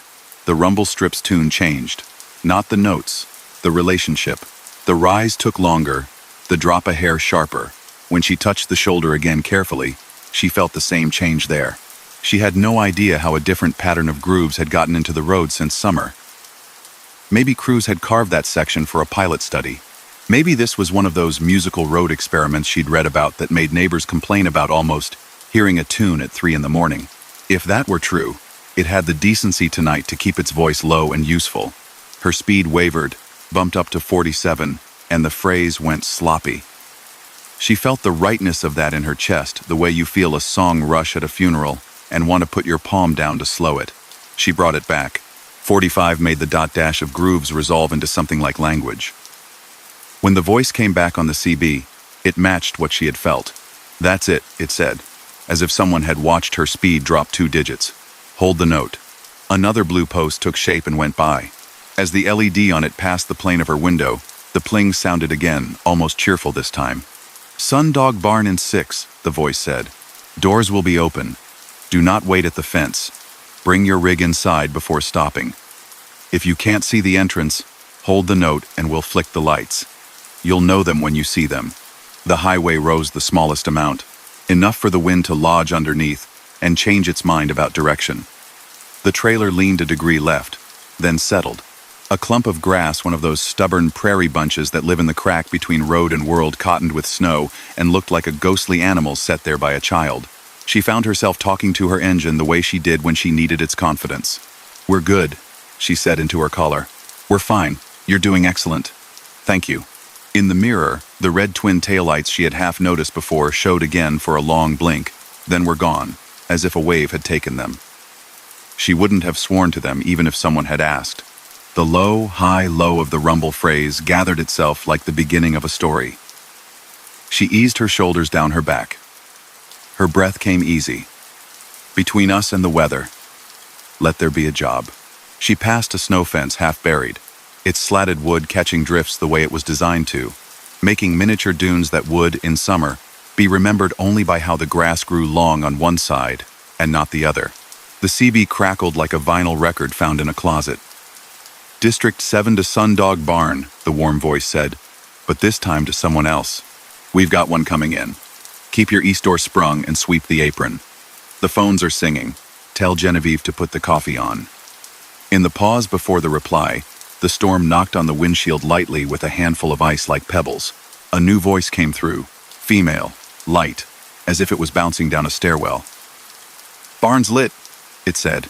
"We hear you. East door unlocked. We'll hold the switch. Tell them to follow the blue." The world outside declared itself in pulses. Snow, rush, rumble phrase, low, high, low. Breath, the faintest impression of fence. Rush, the suggestion of a road cut. Rush. The hum matched itself to the idea of a tune she couldn't name but wanted to. She had the momentary surreal thought that if a person had been standing in the median with a conductor's baton, she would have followed it. 3 miles is an eye blink in summer and an hour in a whiteout. And up, it did so with the extravagance of a tiny theater. Ahead, at the place where the rest area should be, light spilled out through thick snow in 2 neat rectangles, blue the way the old call boxes were blue but brighter, cleaner, like a new idea coached by an older one. The light didn't burn the eyes. It looked like hospitality. She adjusted her line she didn't have to. Her hands kept her nose level with the right-hand rectangle. A low building squatted behind the light. It wasn't much. Corrugated metal, a chimney came out to the side, an apron of plowed concrete that the wind tried to erase and kept failing. In front of the wide blue-lit door, a plastic snow fence fluttered to one side like a curtain on a stage. As she drew near, the door rose. Slow because big doors move slowly. Warm air dumped out and went sideways and added a layer to the storm's voice like harmony. Inside was a long pull-through bay, with the kind of light you see in indoor swimming pools or gymnasiums, bright but easy. A line of cots sat folded along one wall beside a stack of wool blankets. There was a counter with a coffee urn and a water cooler and a couple of chairs that did not match. On the far wall, a banner hung that must have decorated some county fair booth once winter safe heaven lettering. Hand-painted, little snowflakes doodled in the corners. Someone had cut the snowflakes out and glued them back on for texture. The place smelled like diesel and wood and a clean kitchen. She rolled in without the feeling of intruding. The floor had a fresh sanded grit to it like a promise. As the nose of the truck crossed the threshold, the rumble phrase under her wheels stopped mid-note in a way that made sense, like a song ended at a well-chosen place. She set her brake when her trailer cleared the door, and a person in a stocking cap tugged a lever, and the door came down behind her with the tidy thud of a question answered. Warmth wrapped the cab in a breath. The world outside could do what it wanted for a while. She cut the engine. In the new quiet, she could hear little sounds. Snow hitting the metal roof in tiny siftings. A broom somewhere. Someone's boots on concrete. The CB, out of good manners, had nothing to say. The weather radio, deprived of the desperate energy of open air, went back to the measured forecast tone of someone reading a list in a library. She got down. The person in the cap had a face that looked like it had made room for a lot of weather. "You made good time," they said simply, as if time were a commodity you could carry in a sack and share. "Come inside. We've got a map we'll mark up for you after it lets up. Sit a minute." "You kept it steady." "We could hear it." "You could hear?" She began, then stopped because the question was too big. She meant the song under her wheels. She meant the tones a road can make when it's been asked to do two jobs at once: exist and guide. "The grooves?" the person offered. "There's a stretch a few miles out where the stripes got ground in funny a couple summers ago. Complaints made us shift the pattern. Didn't really fix it. On nights like this, when the snow packs just so, and the wind plays it right, you get a melody. We always say if it's singing, you're in line. Staff couldn't agree if it's accidental or not, so we don't call it an instrument. We just call it a help. Coffee?" The coffee was hot, and had the wholesome taste of decent water and a clean urn. A large laminated map lay on the counter, with white grease pencil scribbles, showing drifts like ghosts, plow routes like veins. In the margin, under a strip of tape, a handwritten note had been stuck, as if someone had been adding to it for years. "Keep 45, when the road sings," it read. "Hold to the center hum. Do not stop on open. Next blue. Barn open, when blue glows. Phones?" she asked before she could stop herself. "I thought I saw the blue posts lit. Like the old call boxes. Most of those got pulled a decade ago," the person said. "We keep a couple for nostalgia at the barn, but sometimes the little solar LEDs kick back in. Sometimes we rig them during big blows, so folks can keep an eye on where they are. Makes the old-timers smile." "You hear one ring?" Tamsin considered saying yes, and describing the cheerful little pling that had lived for a second next to her door. She didn't. She didn't want the sound to be included or excluded by anyone else's explanation. "Heard something," she said, and the cap-knotted person smiled like that was exactly the right answer. Later, after a nap in a cot that did not complain about a person climbing into it with boots at the foot, after a bowl of soup that tasted like many soups had taught it to be good, after the wind knocked a little at the walls and then grew embarrassed and went to see what the river was doing instead, she took a walk along the inside edge of her trailer just to touch her world. Under her passenger mat, she found a wet, folded paper slip pinned by the corner. She could not have said how it got there, the cab being the tidy space it was, and the door having been closed almost the entire time. She eased the paper open. It was the size of a long receipt. In blue ink, not printed but stamped with little letters like a library date stamp, were 3 lines. Sundog Barn 2, East Door Held, Groove Tone, true at 45. Phone's blue. She touched the ink with a finger. It smudged a small amount, not enough to ruin a thing. Enough to say that it had been made with rubber and human force, pressed into absorbent, cheap fibers. She set the slip on the dash to dry in the flattest part of morning. When she eased back out into the day-milk sky, visibility returned. Snow concentrated politely in the ditches. The wind tired of its own theater. She stopped by the office where a bulletin board held notices about chain law and potluck nights. On one side, under a pushpin shaped like a snowflake, a photo curled up a little at the corners. 3 trucks in the barn in a line, matte metal, old logo paint jobs you didn't see anymore, each one wearing a dusting of snow like powdered sugar. The caption under the photo, in a careful hand, read, "When phones sang, 2009. Someone had drawn a little musical note above the word sang. Not to be cute, but because the hand holding the pen had needed the extra mark to make the memory accurate. Back on the interstate, the world admitted to being itself again. A plow passed in daylight, blade lifted. The driver lifting a hand in a salute that meant, "We are both still here." The rumble strips had their old job again. Their hum went back to warning more than guiding.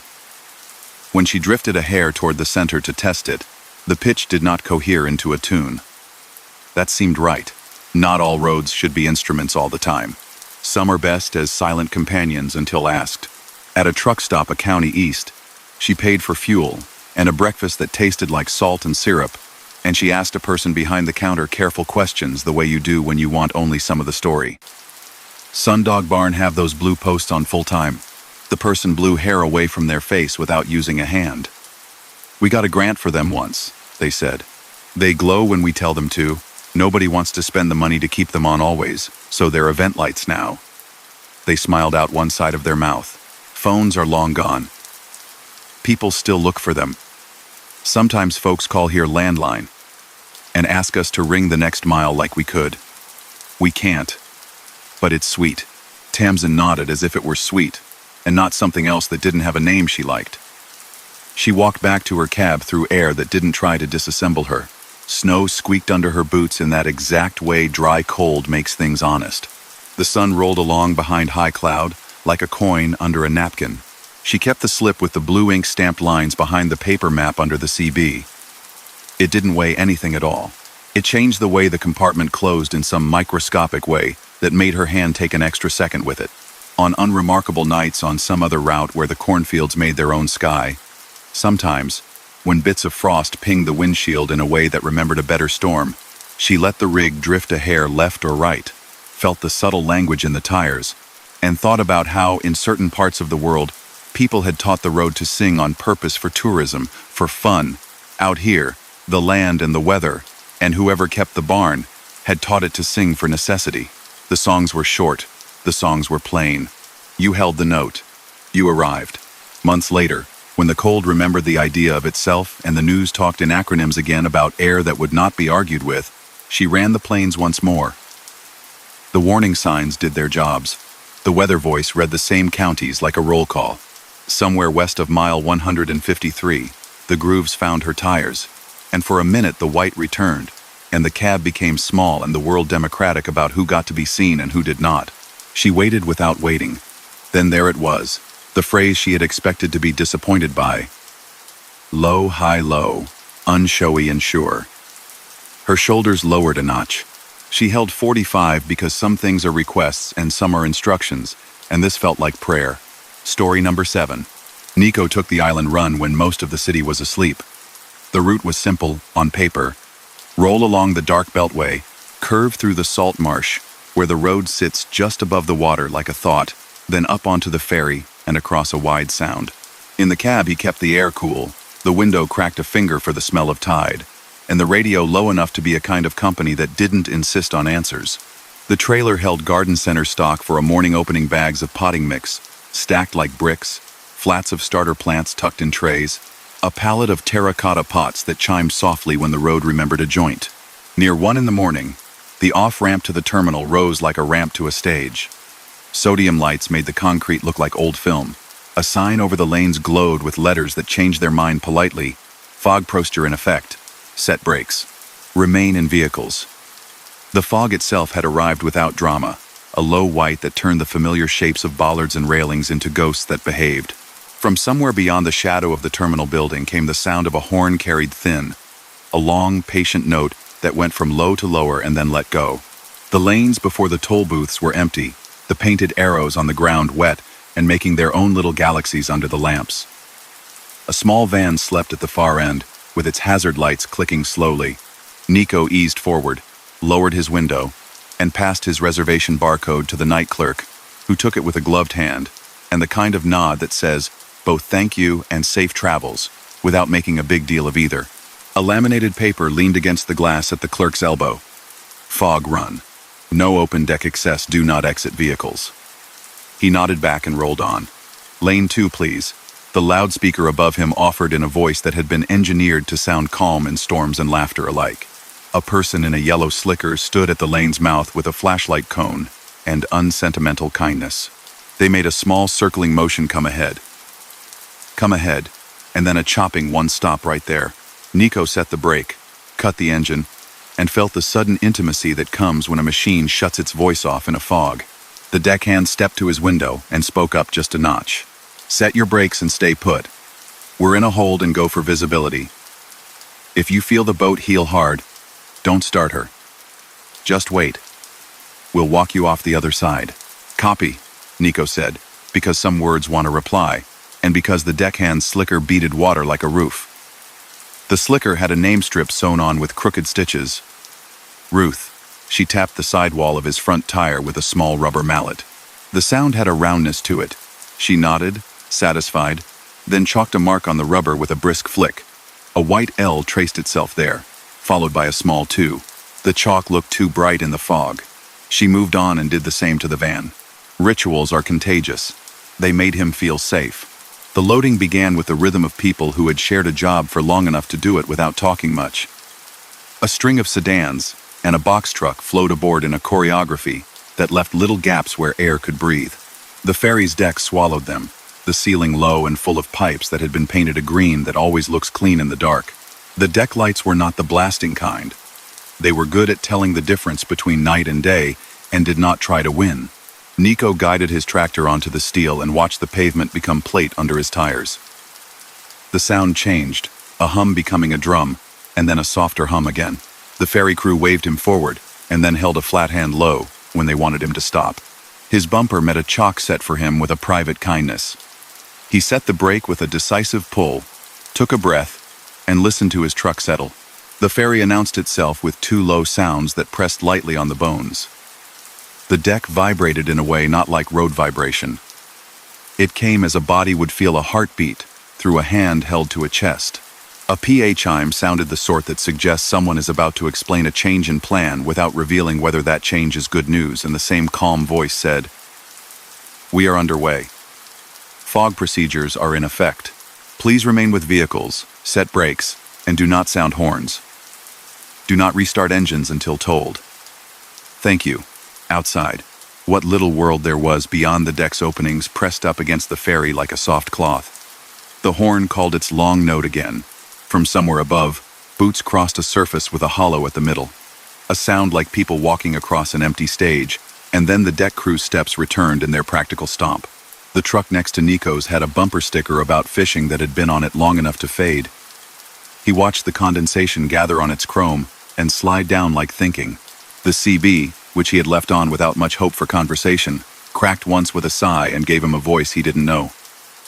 "Bridge to car deck," the voice said, crisp and low. "Hold in lane 2. We're aligning on the range. No flashes from the north mark yet." Another voice, slower, came back. "Copy, bridge." Lane 2 held, chalk on. Nico glanced down at the white L2 on his tire and felt a small, unearned sense of being accounted for. The ferry's motion changed in the way trained people sense before others do. It wasn't a turn. It was a shrug.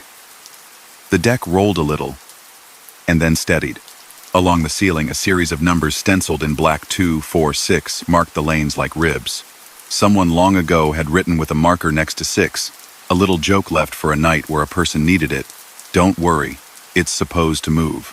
The ink had faded to a friendly gray, the kind old notes wear when they have served. Fog pressed into the open ends of the car deck and made a kind of hallway that moved with the boat. Nico could not see water. He could feel its presence the way people know there's a room beyond a door because of how air behaves. On his right, a metal door had a sign. Crew only.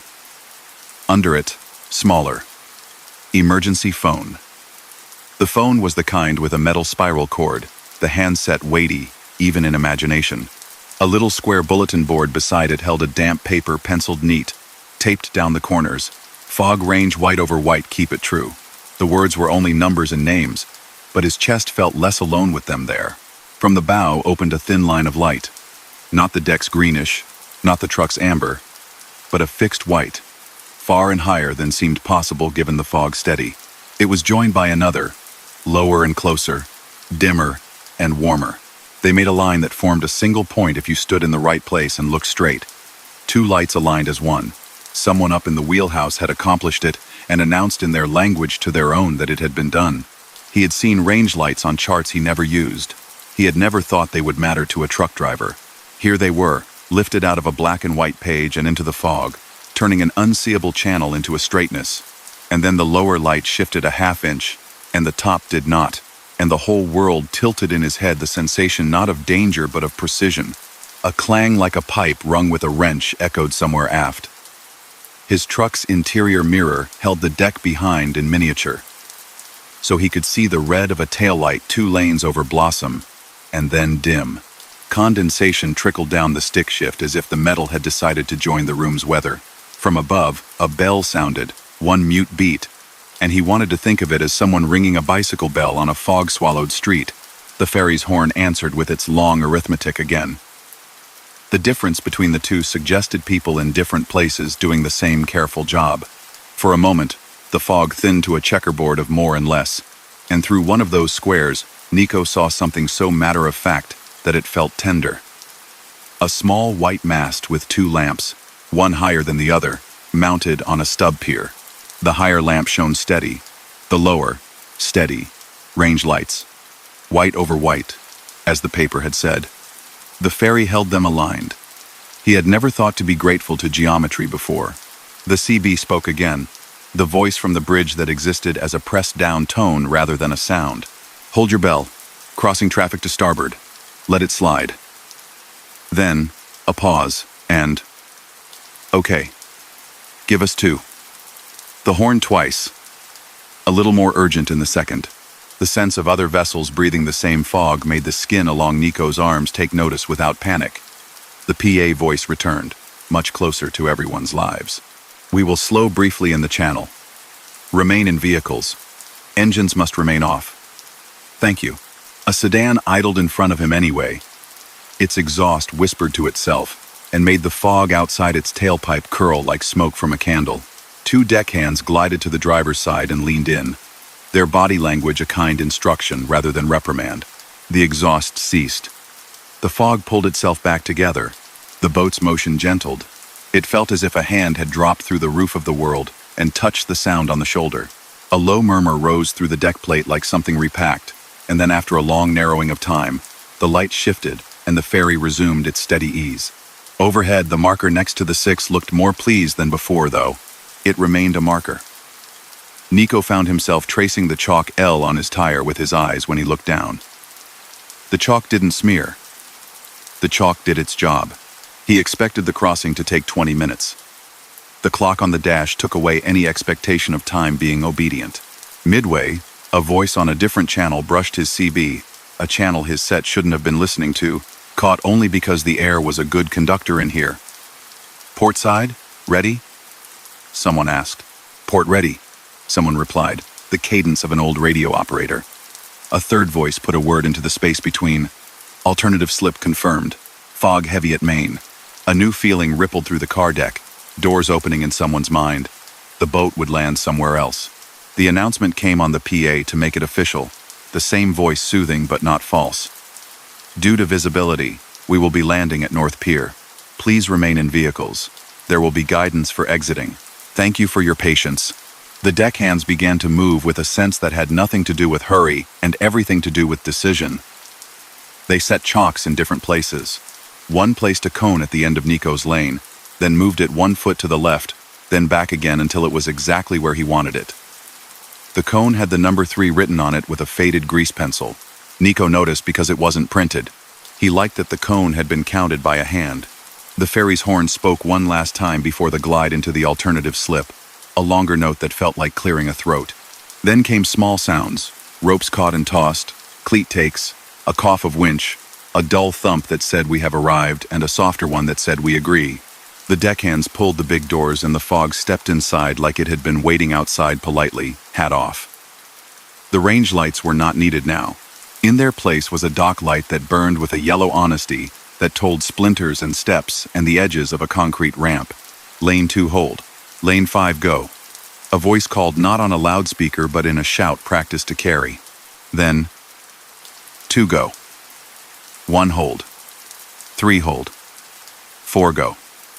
The pattern made a rightness in his head he couldn't have explained. He started his engine when Ruth tapped his fender twice, and the familiar sound filled the cab like a warm coat. The rig moved forward with a small reluctance, as if, like a good guest, it had to be convinced it was time to leave. As his bumper rolled toward the door, something clinked by his step. He glanced down. A small brass tag lay where it would be impossible for it to be unless it had been placed. Oval, with a hole at one end, stamped in plain letters, North Pier, L2. The L was the same as the chalk on his tire, the 2 the same. He could have leaned down and grabbed it, but Ruth stood there with her steady hands and her pencil behind her ear, and her mallet tucked at her hip like it belonged there. He caught her eye and tipped his head in a question small enough to be safe. She shook her head once and then nodded once. Leave it. Then take it. He pretended to think that made sense. He followed the taillights of the small van into a mist that smelled like rope and low tide and diesel that had worked too long too often, and still ran.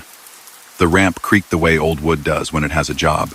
Then concrete, then asphalt, then the complicated sense of town disguised by fog power lines angled like lines drawn on paper, a late bus glowing like a deep fish, a diner's neon forming syllables that meant coffee to any language. Nico pulled into the delivery lot at the garden center and backed down the slope as if practicing for someone else. The chain on the gate had been wrapped simply, and not locked. Someone had trusted the hour and the air.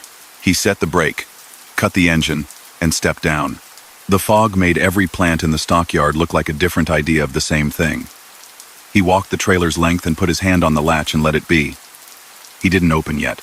He took a breath of air that smelled like dirt and water and metal, and thought of how range lights ask that 2 different things align to create one right path. When the sun came up behind a sheet and considered whether to show itself, he signed the papers with a manager who had an early morning face, and the relief of someone who has counted inventory and found it matched.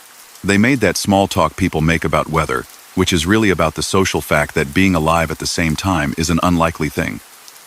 He asked if the North Pier was open often. The manager said, "Only when the fog plays tricks. They keep it for emergencies." The big signs make a fuss about schedule changes. The little signs tell the people who need telling.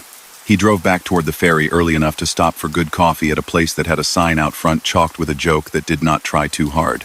In the pocket down by his left knee where maps and pens gather, he found the brass tag. He had not picked it up. He had thought about it, and then had not. It lay in the pocket, warm from the cab. Stamped words catching the light in a dignified way. North Pier. L2. The hole at the top had no ring through it. It looked like the kind of thing you'd wire to a key or a locker. He turned it over. On the back, faint, almost worn off, someone had once scratched with a sharp something, a small line. Keep white over white. He carried that tag in the cab for a long time after, in the same pocket as the paper map, where his hand found it without trying. Now and then, in fog on some other road, he would line up the reflectors on the shoulder and the ones painted on the median and make a straight line in his mind that matched the world, 2 lights becoming one. When he took ferries after, and sometimes he did, he smiled without showing any teeth when the deckhands chalked tires with letters and numbers, and he left a little space for instructions to arrive by any route they liked. On a later run, in clearer weather, he parked at the terminal early and stretched his legs along the rail where people watch water do its work. An older man with a knit cap stood there with a coffee cup in a way that said he had done that exact thing at that exact edge for years, long beyond the time any paycheck required it. They nodded to each other like weather vanes exchanging notes. Nico asked, careful as if asking a bird to sit on his hand. You ever run the range in fog? The man's smile was small and not private, exactly, but cautious with its stories. Used to mark it with a sketch in pencil in the log, he said. White over white. Keep it true. Some nights you have nothing but 2 points and trust. He sipped and added, roads aren't as different as folks think. You get yourself 2 honest markers in line, the fence posts, the reflectors, the center line running true through your hood ornament, and you go by that until the bigger picture comes back. That's all the job is. Nico thought of the horn's long note, and the little bell inside the ship, and the way a chalk L on a tire can make a lane out of fog. He thought of how the deckhands moved cones by inches until they made sense. He thought of the brass tag he would leave in a cup holder in case someone else needed it to exist. He thanked the man and watched the water for another minute, as if it might have an opinion on alignment. Across the sound, beyond where the fog used to lay at night, the range lights were off in daylight, of course. But some part of his head lined them up anyway, made its own white over white out of clouds and the edge of a building and the manner in which the dock posts ran toward a vanishing point. The trick worked on land, too, when you wanted it to. He got back in his cab. He kept his mirrors steady. He took instruction from things that knew what they were, and he liked the way the road answered when he did. And that's where tonight's journey ends. 7 true trucker horror stories from the endless highways that never rest. Out there, beyond the hum of the engine, the darkness still waits, patient, silent, and watching. If these stories kept you company through the night, give this video a like. It helps us keep the wheels turning. And if you're new here, subscribe to The Sleep Haunt so you never miss another ride into the unknown. Until next time, keep your lights bright, your mind steady, and your doors locked. Good night and safe travels wherever the road takes you.